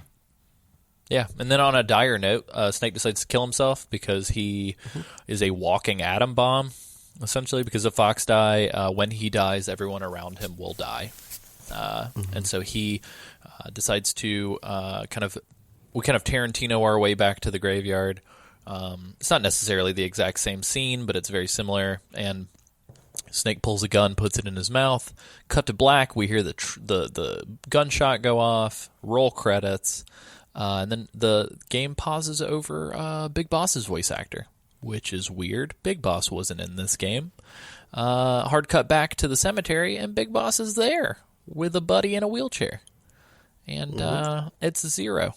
And that's when we're explained that everything in Metal Gear is because these guys disagreed with the boss's dream, which was just poorly translated to a real dumb naked Snake who kind of fucked up when he told everybody else the plan. And we got people bickering over a game of telephone, and that's why all of this was. And that's kind of weird. Yep. That's why all of this was. Yeah, very weird. Two boys having a disagreement about a mentor. Yeah, a disagreement that I really hope we learn more about in 5, Sam. Wouldn't that be cool? Wouldn't that be cool? That would be really cool. That would be really cool. It'd be really cool. I hope we learn about that. Real cool. Yeah. I hope we get to see a young Zero in 5. How cool would that be? That'd be real cool. But Big Boss goes on this weird tirade talking about how the frozen body... quick. A disagreement, by the way, which I have gone on record as the series not earning in the slightest, because fucking Zero, they didn't... Fuck, what? When did Zero suddenly start caring so much about the boss? Like that... Yeah, so that's a big point. Going back to our boy Steak Bentley, talking about that sick, nasty 3-hour Metal Gear Solid 4 video... The problem that we recently talked about 5 minutes ago, about how this game just we're all here. They brought them all here. Yep. The problem is that you then start to have weird characters that have to be scapegoats for shit that didn't make sense. And it's weird that they picked this character to be... I just want to say it's weird that the Patriots are who they are, which, for the record, Sigint, Paramedic... Ocelot, Snake, and Zero are the Patriots, and Ava are the Patriots. I feel like that's only... Snake being Big Boss. Yeah. And that's only the case because they didn't fucking have anybody else to talk to. Like, they couldn't introduce a bunch of people that we didn't know at the end of this whole franchise. Like, that wouldn't have been satisfying. So instead, they pin it on a bunch of people who, for all intents and purposes, are telling goofy fucking stories about Godzilla on the radio. And it doesn't make any sense. And you want to know something crazy? The other thing, too, is that, like, Ocelot was part of this whole thing. Ocelot, and we're going to go into this here in a second, Ocelot's the boss's fucking son. Like, if you're going to have somebody be the big ultimate conflict character with Big Boss about the boss's will, why not have it be fucking Ocelot? Yeah, right? Like Big Boss and Ocelot, who've been rivals since 3. Yeah. Because then you'd have this argument, I would say, it would be the perfect Gene... meme argument, because you would have her biological son and then her philosophical son. I would be a much better pairing, would it not? Certainly would. But alas, here we are. Alas. But yeah, so Big Boss explains that the frozen body that Liquid Ocelot wanted was actually Solid as Snake's body instead, because it was a perfect clone. And Big Boss was never dead; he was just in stasis, and that Major Zero kind of lost his mind to being old man and Alzheimer's, and the AI kind of went on autopilot, which all of a sudden did the traditional AI thing of being like, "Oh, I got to protect people." I got to protect them from themselves. Let's enslave everybody, which is kind of the classic 2001 Space Odyssey, The Matrix paradigm. And then Big Boss talks about how his vision strongly diverged from the boss, and so did Zero's, and this has all been a disagreement, and so in order to end this, they must both die. And so he kills the oxygen supply to Major Zero, thus kind of euthanizing him, and then Snake and Big Boss come in for a hug, which is, it looks like it's going to be a CQC duel, and then Big Boss pulls him in for a hug. It's very nice. And this kind of stands in, for all intents and purposes, Kojima didn't have a very good relationship with his father. So this kind of feels like, Kojima had a great relationship with his father. It's just Kojima's father died when he was 13. So for all intents and purposes, this is kind of like Kojima and his father having a digital high five. And then the Big Boss dies for real. Snake puts him to sleep, and then Snake goes on living with the last days that he's got, being the dopest old gay dad for Sonny with Otacon. Yep. No, Isaac. What's up? Did any of that ring a bell to you? Yeah, do you remember any of that? Yeah, actually. I remember hugging my dad by the graveyard. I remember fighting Street Fighter style at the top of the thing. Why does that sound like a folk song? I remember hugging my dad by the graveyard. It is a song. I remember fighting old men Street Fighter style. This is kind of where Rising comes in. Rising is such a weird one because is it canon? Is it not canon? Well, what the fuck's going on? Yeah, it comes in 4 years later. I just want to. I want to say one thing. We don't have to talk about Rising again, but I will say one thing. It is. We play as Raiden, and there's a bunch of weirdness going on. But Sonny shows up much older. And I don't know if they ever mention it, but like I'm kind of bummed out that Raiden didn't ask her how her two dads were. Yeah. Like, I want to know what those boys are doing. Is Snake still alive? I think the implication is that Snake is not alive. Yeah, probably. Maybe not. that's why they don't talk about it. Yeah. At the very least, let me hear about Otacon. Let me talk to Otacon. Yeah, Let me talk to Otacon. There's a pretty cool Metal Gear in Rising, though. It's Metal Gear Excelsius. Fucking God, man. But yeah. Big old spider boy. Yeah, Rising kind of takes place in like an alternate future, I guess. A canonical alternate future. I'm not sure if we're meant to take it as fact, but yeah, we're going all the fucking way to the beginning, you guys. So we're jumping from 2008. We got Big Boss and Zero. Who are these cats? What's going on there? Yeah, so I'll lay the land before we get into 1964. We got a couple dates we got to touch on. 1918, the beginning of the Philosophers. The Philosophers are kind of the proto-patriots. It's weird to me that the Philosophers kind of ceased to exist after 3. I kind of feel like you could have just had this group be the Patriots and not Zero, but okay. And essentially they are this like secret organization that is a combination of Russia, China, and the U.S. No one knows who the fuck they are. And so in 1939, during World War II, the Philosophers made a pact. This pact led to the Philosopher's Legacy. It was $100 billion, as well as the secret names of everybody in the group. In 1946, after World War II, and keep in mind, during World War II, the boss was in the trenches with her unit, the Cobras. But after World War II, the money of the Philosopher's Legacy is stolen and spread across several banks, and no one knows why. The person it was stolen by, I believe, is Volgan's father. And there's this microfilm that suddenly is in the system kind of floating around, and the microfilm can expose the location of the legacy, and so this kind of becomes the big power vacuum. The The big thing as well that I will mention is during World War II, the boss, who you may not know who the fuck that is for right now, but the boss is forced to kill her lover, the Sorrow, but not before getting pregnant and having her child taken from her. And we'll learn about that later. In 1954, Russia is no longer being led by Stalin. It is now being led by Nikita Khrushchev. In 1961, Nikolai Sokolov, a Russian nuclear scientist, creates the Shagohod. In 62... Which is like proto Metal Gear. This is like the first... Yeah, this is like crawling Metal Gear. He's not walking. Yeah. He's on his belly. Yeah. In 1962, it sort of emerges that Russia is doing these tests with these ICBMs, and that things are happening in Cuba. And this is extremely upsetting for the U.S., and so this is the whole Bay of Pigs situation with President Kennedy demanding that Russia dismantle their nukes, and everybody's kind of on high alert. Eventually, Russia does dismantle the nukes, but in exchange, they want Sokolov back in Russia, who had defected, and so he gets sent back to resume work on the Shagohod. The CIA creates FOX, which I am just now learning stands for Force Operation X. What's that X mean? I don't know. X-Men? If only. You know? But I mean, we do fight the X-Men in this game. That's true. But Major Zero is who is leading Fox. He is briefly referred to as Major Tom, as sort of a David Bowie reference, though Kojima then states that it's actually a Great Escape reference and not a Bowie reference. But I still, to this day, refuse to believe that is not an explicit Bowie reference. But essentially in 1964, the U.S. sends the Boss, their best agent, sort of this codename Boss was sort of the highest codename at the time.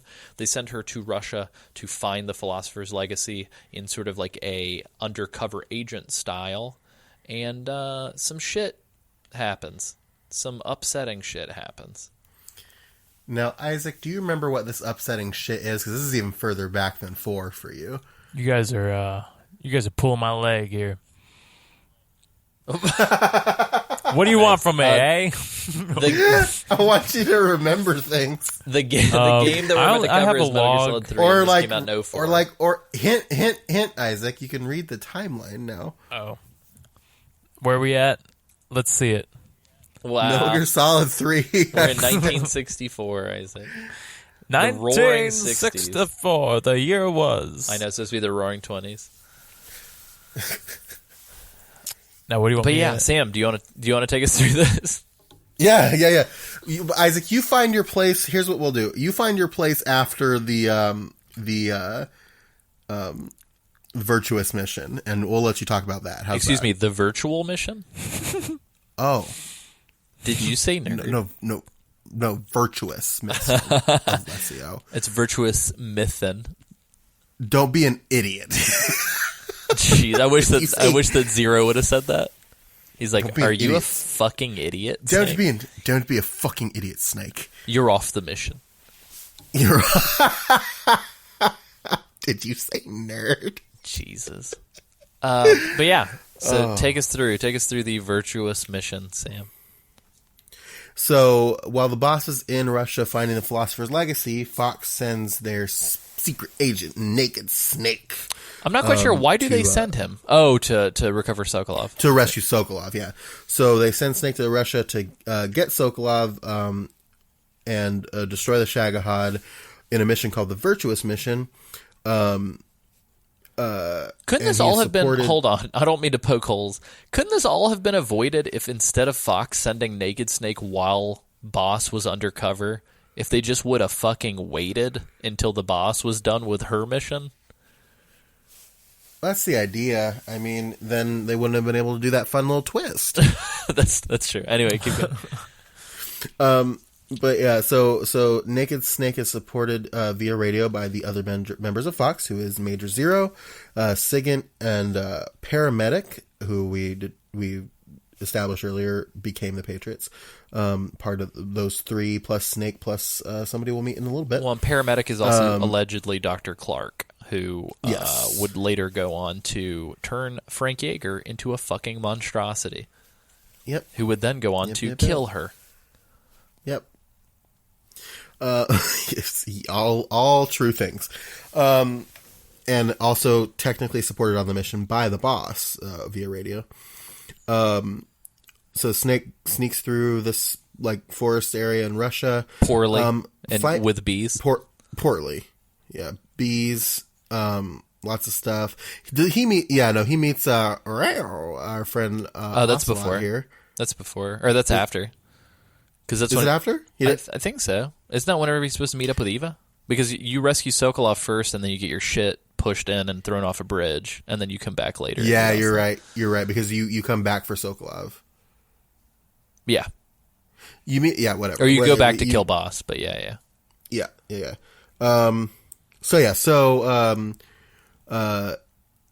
Snake finds Sokolov, and he's so close he can taste it. And as he's crossing this very large bridge, bees, yes, envelop them. A frogman kidnaps Sokolov and takes him into a helicopter, and we meet a ragtag group of X-Men. And then Snake is stopped by the boss. Quick question. I thought the boss got sent by the U.S. to apprehend the Philosopher's Legacy. I don't think the U.S. sent all of them. So why are they all here? Well, I think she probably gathered them for the express purpose of her plan. But why? They don't really explain. I would have just been where they undercover. I would have just been like, no, I'm doing this alone. But instead, she's like, got to bring my whole family along. Got to bring the X-Men to do this with me. I don't know. They don't really explain a good reason why they're there, but they are, and that's okay. Very nice. Yeah. So they take Sokolov, and the boss looks to have defected to Russia and betrays the U.S., steals a nuclear weapon. And she gives that shit over. She goes, "Hey, Volgan, why don't you try this on, Big Daddy?" Yep, gives him it gives him this nuke, Colonel Volgan, this nuke to prove her loyalty, and then Colonel Volgan blows up a Russian research facility with one of the weapons after Snake gets thrown off the bridge by the boss. It's the Davy Crockett. He shoots at Davy Crockett. Yep. He shoots at Davy Crockett out there, and then Snake basks in the glow of the fallout at the bottom of this... irradiating his genes. I think that does make it to where he can't have kids, right? I think so. Yeah, I think that's loosely supposed to be why he can't procreate. Yep. Interesting. Yeah, so now that whole thing failed. Snake gets rescued, and try again tomorrow, man. Yeah, before we dive into the remainder of 1964, this is a crazy year for Snake. We don't really know much about Snake prior to this. I think we know that he was in SEAL Team 6, right? Wasn't he? He was in some sort of... He was one of the ones that killed Osama. He was either in SEAL Team 6 or he was also a Green Beret, like his son would later be. Yeah, he was he was the one who pulled the trigger on Osama. But before he went Zero Dark 30, I think effectively the importance of this nuke blowing up this Russian research facility is that it makes it look as if the U.S. assaulted the Russians. And that's what kickstarts the next mission, which is for Naked Snake to go back to Russia to kill the boss, and not as a fulfillment to the U.S. to prove that they had nothing to do with this, but because Khrushchev says if you really had nothing to do with this, you need to kill your legendary soldier. And so Snake has to kill not only Volgan, but also kill his own mentor. And that is the crux of Metal Gear Solid 3. Yeah. Now, there's a section in here, and this part isn't technically a spoiler for Isaac because you find out who this guy is, you know what this guy is at the beginning of Ground Zeroes, but I did not know that little tidbit that Zero deploys Skullface to help Naked Snake during this mission. Oh yeah, that happens. There's some voiceover.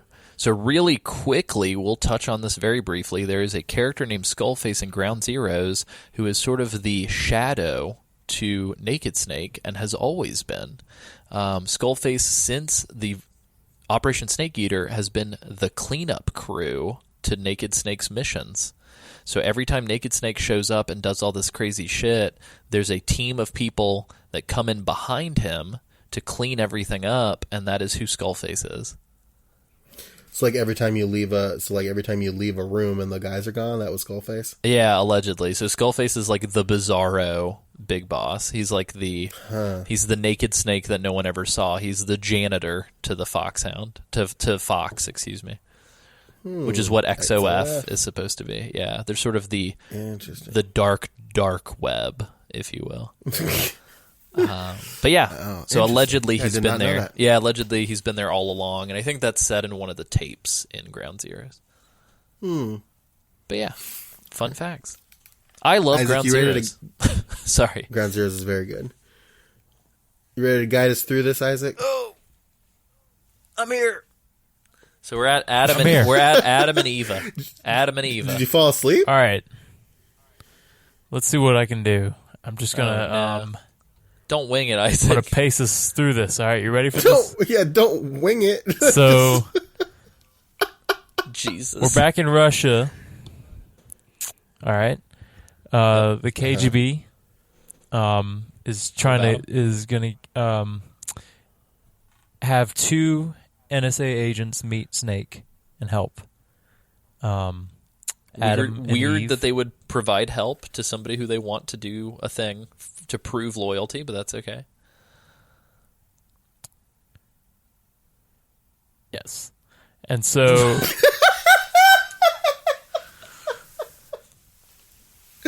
I'm sorry. Just And, that very pointed. Yes.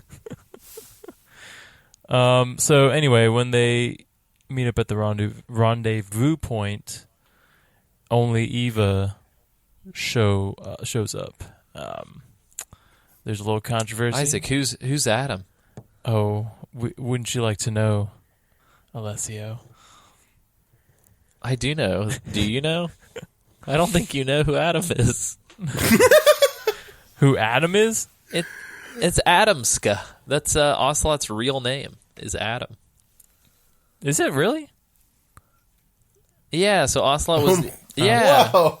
I guess So Ocelot was also... He was supposed to be the second agent that was supposed to show up, but he, as always, is playing triple cross. Well, there you go. Two lovers. Anyway, so... Eva's there, and they get ambushed by Ocelot and his thank you, Sam. His pretty And boys squad. His boys. His self-esteem team. Oh yeah, I forgot about them. They finally they have those dazzling outfits, Isaac. How can you forget? They're wearing those Coco Chanel striped shirts. Coco Chanel. That's how it works, man. So basically, Naked Snake and Eva destroy the team, and they find out that Volgin has the philosopher's legacy. Anyway, so on we go. What was that, Isaac? on we go. And then over the course of the game, you fight all the members of the Cobra The unit. X-Men. Say again? The X-Men. I'm sorry, Alessio. No. Damn it. Just kidding. Isaac's having none of this bullshit. Just Yeah. kidding. Isaac's here. It's time for serious business. I'm getting down to business because, Are you going to defeat the Huns? Yes. Is the question. Anyway, so you over the course of the game, you defeat all the members of the Cobra unit. That's the Pain, the Fury. The Pain is the one in that. Isaac's like the pain. The Pain is the one in that cave, and I did not Yep. like that one Bees. particularly. Yeah, the bees. And the bees, and you gotta swim under the under the islands, and Yep. I did not like that one. Then you got to fight the Fury, which Alessio does not like. I believe the fear comes next, actually. The what? You fight the fear after. He's the next one, because you fight the pain, you're right. then you fight Ocelot. No, you fight Ocelot again, then you fight the pain, and then you fight the fear in the Fear, trees. Frog Boy. Yeah, a tongue. and you didn't I like didn't like him. that guy. And then we fight the Scared Isaac. fury. The Fury, which Alessio hates, which is the Yep, he fucking killed me a million I also, times. which I also hate. By the Oh way. yeah, Sam. Yeah, Sam for the Peter of record, he Fury. becomes a literal demon after we beat him. Yep. Mm-hmm. He's already in hell. Yeah, he's already a demon. He's already a demon. And then you fight the End, which is this old man who. Or do you? Hey, Yeah, man. depending on how you did it. Do you fight Sorrow after the end? Is that correct? I think so. I thought Sorrow was the last one because you see all the That's past- right. All the past bosses. All the Yeah. past Well, and also you can, if you kill the parrot, the end's parrot is also in the river, which is amazing to me. So cute. Yeah. So essentially, you quote fight the ghost of the sorrow, Yeah. who, in no uncertain terms, is the Ocelot's father. Very weird to me, by the way, that the Sorrow's body is allegedly below the bridge you're thrown off of at the beginning of the game. Why is his body there if the boss killed him during World War II? Maybe she took him there and dumped his body. Yeah, or maybe she killed him in Russia. Who knows? Maybe But, from Russia with love. Very Isaac, nice. but then we lose a pivotal part of our senses. Who did what now? Snake loses. does. So He loses Snake- an eye.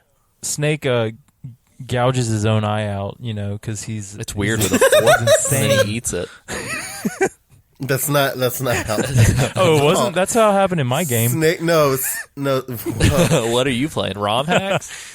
The insane Snake game Yeah, he gets captured and interrogated by Volgan. and during by Volgan, and during a heated confrontation between Volgan, the boss, and Ocelot, he's hit by a stray bullet and loses his eye. Yeah, I feel like Ocelot did that shit on purpose.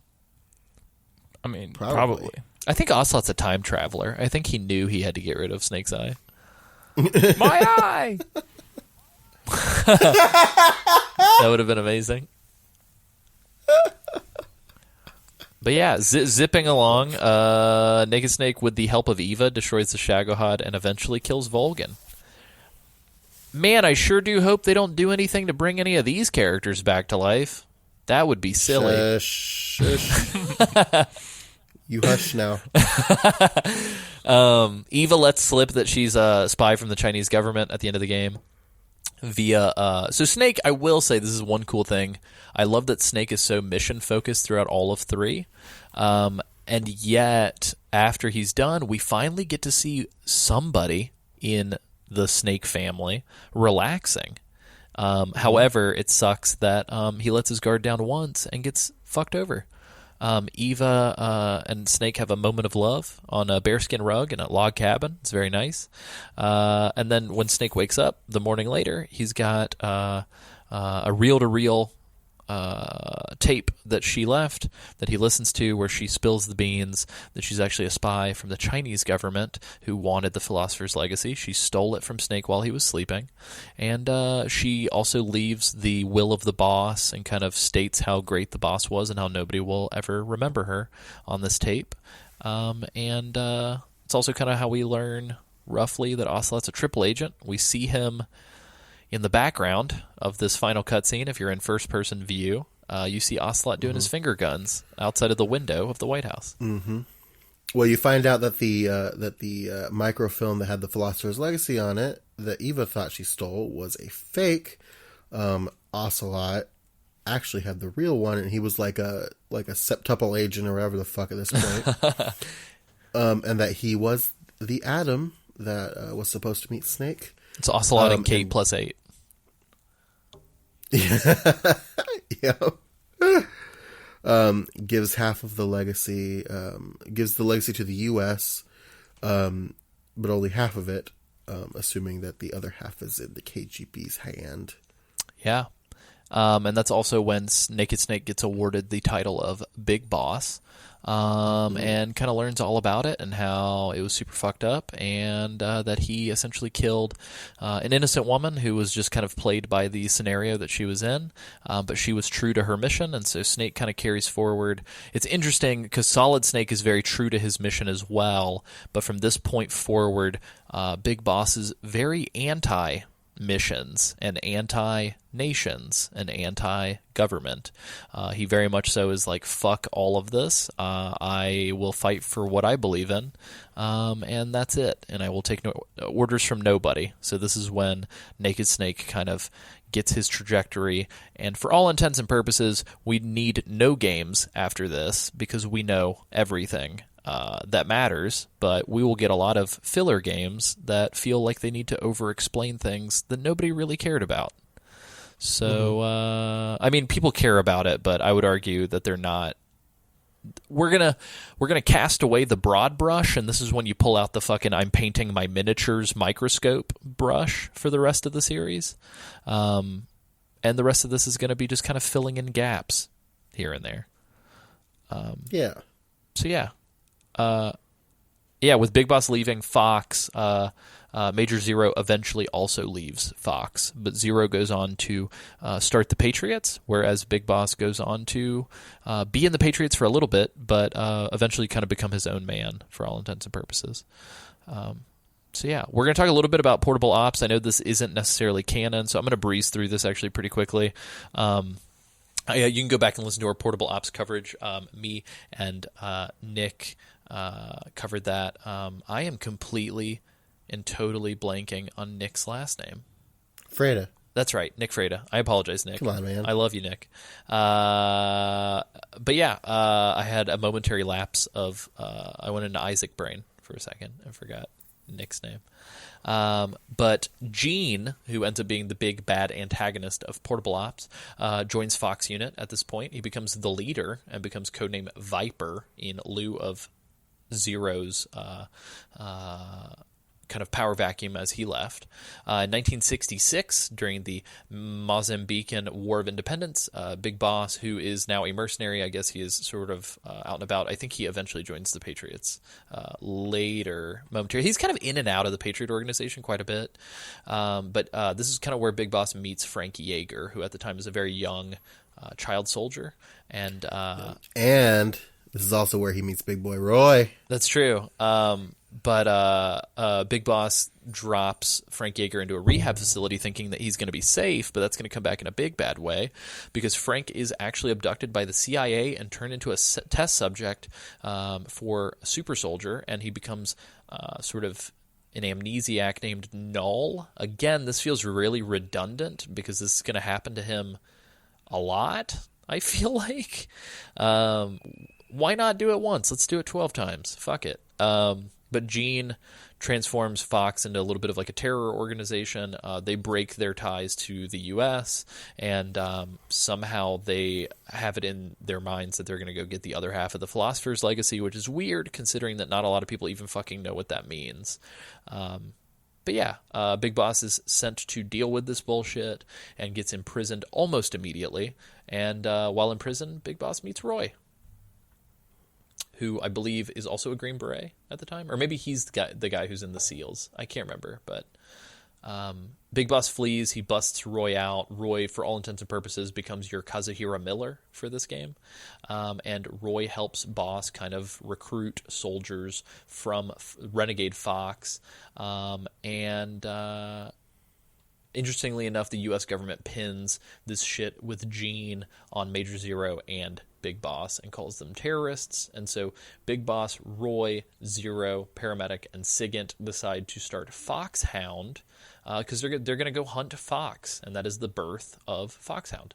Their entire purpose is to destroy Fox, so it's weird that Foxhound sticks around after this. But Big Boss fights Null a bunch of times. Big Boss gets captured again, which is frustrating. We discover a new Metal Gear called Metal Gear Raxa, or Raxa. Roxas? Yes. Big Boss destroys it. It is only but a test, and he fights Null yet again, finally recognizing him as Frank Yeager. But Null, again, as an amnesiac, does not want to fuck with this, but after fighting Big Boss and getting punched and remembering the bone and the sinew, he remembers that he is Frank Yeager, because we can't let one thing happen once. We have to do it 1,000 times. Yeah. But yeah, eventually Big Boss does defeat Gene. He does take over all of the Fox unit, and in doing so, he actually gets all of the money and the soldiers and this idea to start a military nation without borders, and thus sort of births MSF. Big Boss, having stopped everything, is kind of done with his mission. That's kind of all of Portable Ops in a nutshell. And in the background, kind of in the postscript, there is an Ocelot drawing during Portable Ops where he's sort of not as young as he is in 3, but isn't quite the rootinest, tootinest cowboy that we learned to know. But he actually ends up obtaining both halves of the Philosopher's Legacy, kills the head of the CIA, and then gets the names of the philosophers. And thus, Big Boss decides to rejoin Fox with everybody else, and they kind of reorganize the philosophers, which then become the Patriots as sort of an homage to the boss. Big Boss becomes their mascot. The goal is to kind of realize the boss's dying dream. Major Zero begins this propaganda machine, kind of spreading tales of Big Boss, some of which is true, some of which is bullshit. And then the two boys start to have a little bit of a tense back and forth, which is going to lead into the events that lead into Peace Walker. Effectively, we're going to skip over the year of 1960, if only to Spare Isaac. Or excuse me, 1970. 1970, yeah. If only to spare Isaac. We do learn we learn a Foxhound member's real name, of which I did not know, which is interesting. But we'll talk about that in 5. All we need to know is that in 1971, the leader of the Soviet Union dies of quote-unquote a heart attack. And then 1972 is when it all pops off. Yep, Eva becomes Mama, Big Mama. Les enfants terribles. Yeah, so Big Boss, against his will, sort of, I believe he's in a coma at the time. They take his DNA and begin this cloning project, and they give Eva the sort of Eva volunteers to be the surrogate mother because she always wanted to have Snake's babies, but Snake was sterile, and so she gives birth to twins, Liquid and Solid Snake, which their names are David and the other one. They're considered imperfect. Boy. Yeah, boy. They're considered imperfect, and so thus Solidus Snake is made out of like 6 failed attempts. So he kind of becomes the best of all. All the genes are given this like increased aging, which we talked about with Old Snake, just kind of keep them from rising up against their creators. Big Boss finds out, is fucking mega pissed, believes that Major Zero and the Patriots are completely full of shit, leaves, and then Zero renames both himself and the organization to Cypher. And then Big Boss creates his own group, which we had talked about, which is MSF, and thus begins Peace Walker. Yeah. So, Sam, do you want to take us through Peace Walker, kind of lead us from the beginnings of Peace Walker to the beginning of Ground Zeroes? Can you lay the seeds for what will be Metal Gear Mondays, episode 96? So at some point in between the Les Enfants Terribles and the beginning of Peace Walker in 74, Snake meets a man named Benedict Kazuhira Miller. Otherwise known as Kaz, as I will be referring to him as going forward. And Big Boss's MSF force are asked by Costa Rican forces, represented by a, quote, Professor Galvez and a young lady named Paz, which we'll find out her name is Pacifica Ocean, which is great, to intervene and stop this military army that is in Costa Rica that is potentially in possession of nuclear warheads, and offer Big Boss a plant in the Caribbean Sea called Mother Base as a kind of like a reward for doing it. Big Boss accepts this mission on behalf of Paz because her name means peace. And these guys go into Costa Rica and discover the presence of these warheads. And this is also where Big Boss meets Amanda, the leader of a resistance in Costa Rica. And that the opposing forces are backed up by the CIA. And while they are fighting, Amanda's brother Chico gets kidnapped by some drone, and Big Boss convinces her to join his army and then goes to rescue Chico and track down the nuclear warheads. Big Boss rescues Chico, who joins MSF along with Amanda, and proceeds to find the nuclear warhead. And then we find out that Hot Coldman, Best name in CIA Metal Gear series. best name in Metal Gear, a CIA agent wants to use the Metal Gear created by Huey Emmerich, the father of one Hal Emmerich, Otacon, to launch a warhead and test its effectiveness. Coldman at this point attacks Huey and throws him down some stairs, which is it just becomes a comedic recurrence with Huey. But Big Boss helps him and recruits Huey, and Emmerich reveals that Coldman's plan is that his army is in possession of Metal Gear called Peace Walker. And Peace Walker is capable of selecting suitable targets for nuclear retaliation without the need of human involvement. And that the AI of this Peace Walker is developed by a scientist named Dr. Strangelove, who has shaped the AI based on the personality of the boss. Yeah, and these are like the first new characters outside of Portable Ops. These are like the first new canon characters that we have got in a long time. So this is actually pretty refreshing. At this point, since 3, right?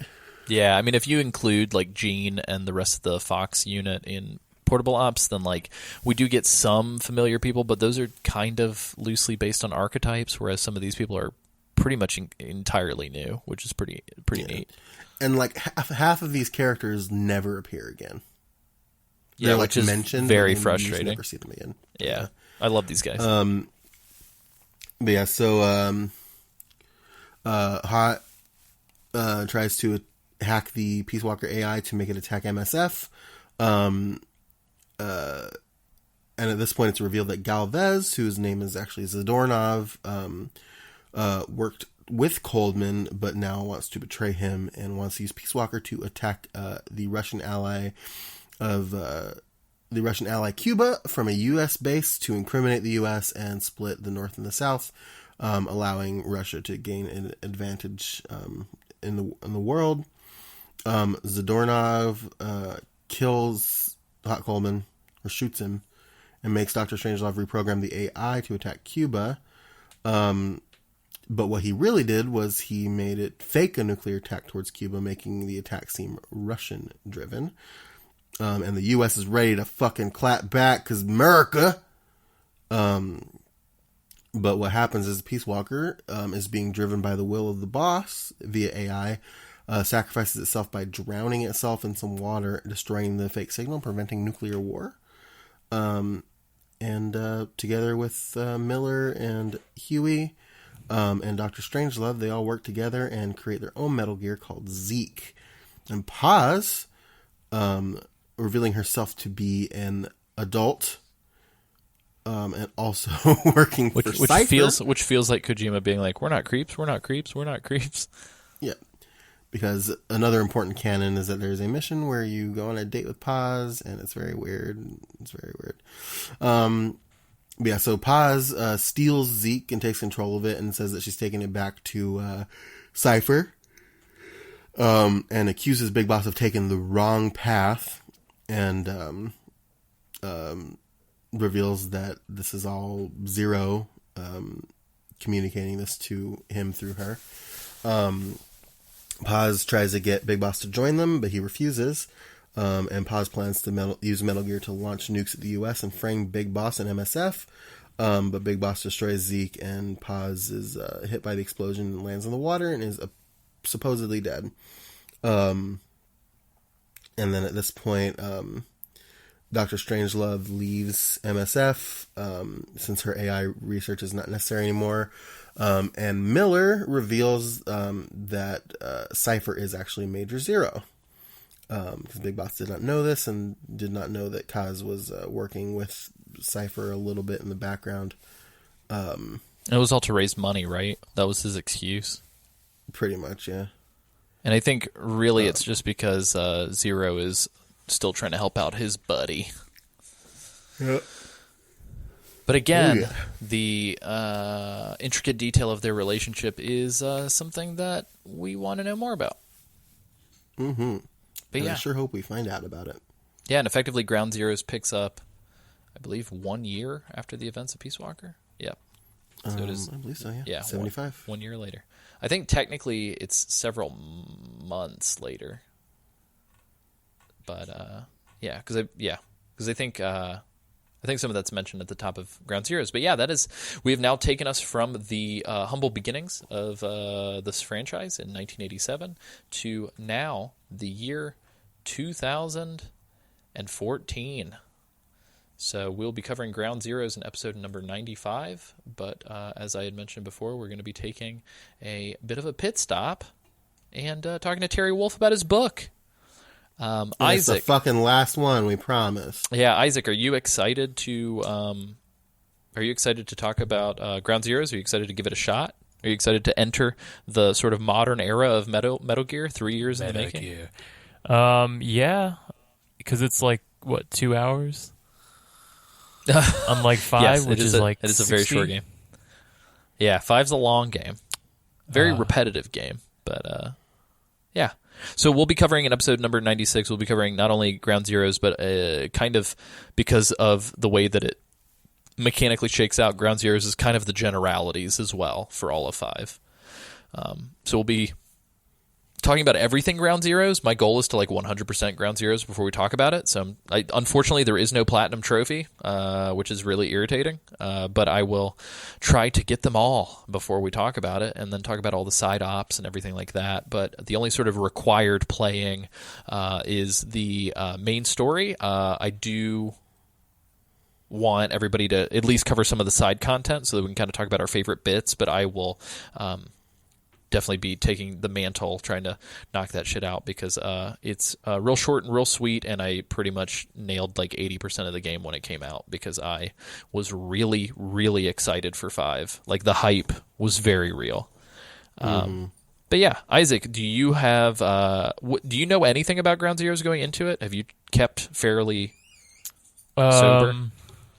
The only thing I've seen, well, I don't even know if this pertains to Ground Zeroes, but I feel like the only thing I've seen was when they first announced Phantom Pain, but it was just called Phantom Pain, and you're in the hospital. Oh, yeah. I believe that's the only thing I've seen. So you haven't seen any of Ground Zeroes at all? You haven't seen any of you haven't seen the trailer or anything for it? Ooh, yeah, I wouldn't watch the trailer at this point, because the trailer for Ground Zeroes is arguably just, not arguably, objectively, it is just the opening cutscene for the game. And that's kind of why I didn't watch any of it, because I was like, well, I mean, I've held out this long, I might as well just not. It's beautiful. Yeah. I remember seeing it. It has some of the best weather effects I think I've ever seen in a video game. Like, still, like to this day. Yeah. It's wonderful. But yeah, it's I'm trying to think of the best way to frame this. So effectively, and we'll talk about this at length, but the gist is that they were still a year and a half away from finishing development in 5, and arguably one could say that they never finished development on 5.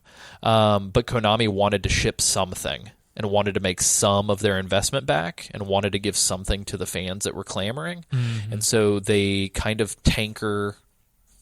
kind of like in the grand tradition of Metal Gear demos, whereas we had the Pizza Hut demo and then the tanker, Konami cut like 2 hours off the top of 5 and then shipped it as a $20 game. So it was out for the PlayStation 3, 360, PC, PS4, and Xbox One. But yeah, so it's essentially just like the opening chapter of 5. Nice. I've seen gameplay of it, but nothing story-wise. Yeah, it's a beautiful game.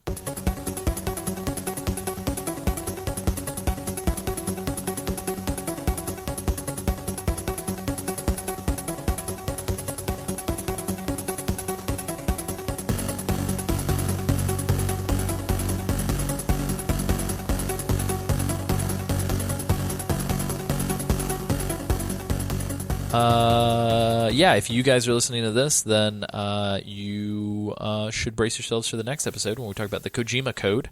If you want to read along with us, you can go to Amazon. I would tell you guys to go to the affiliate link, but I'm currently doing some maintenance to that and still have not rectified that. I apologize. I've got a super crazy hectic schedule, but we've been having a little bit of a weird issue. Amazon did give us a little bit of kickback from some things that were purchased originally through the affiliate link. I think we still did get some of that. However, we're temporarily suspended because of some weird snafu with the website that I built, and there being like weird duplicates or something of the domain, and Amazon being I don't know, like weary. So I'm having to submit some stuff. So we'll keep you guys posted, but if you guys want, you can go to Amazon, look up the Kojima Code. There's an ebook for about $8, or you can get a hardcover copy for about $20, I think.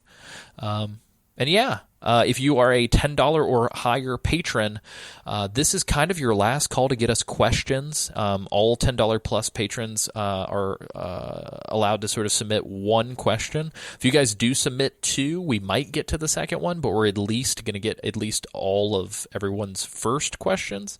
But there should be a post on Patreon, or you can just message us via Patreon with your questions for Terry. And that can be about Metagear, that can be about Kojima Code, or just about what it was like kind of being a ringleader in the fan community of Metal Gear Solid back in like between 2006 and like 2014, kind of. Still pretty active to this day, but that was sort of the golden era, I guess, like the peak. But yeah, check that out. You can go to patreon.com/Metal Gear Mondays.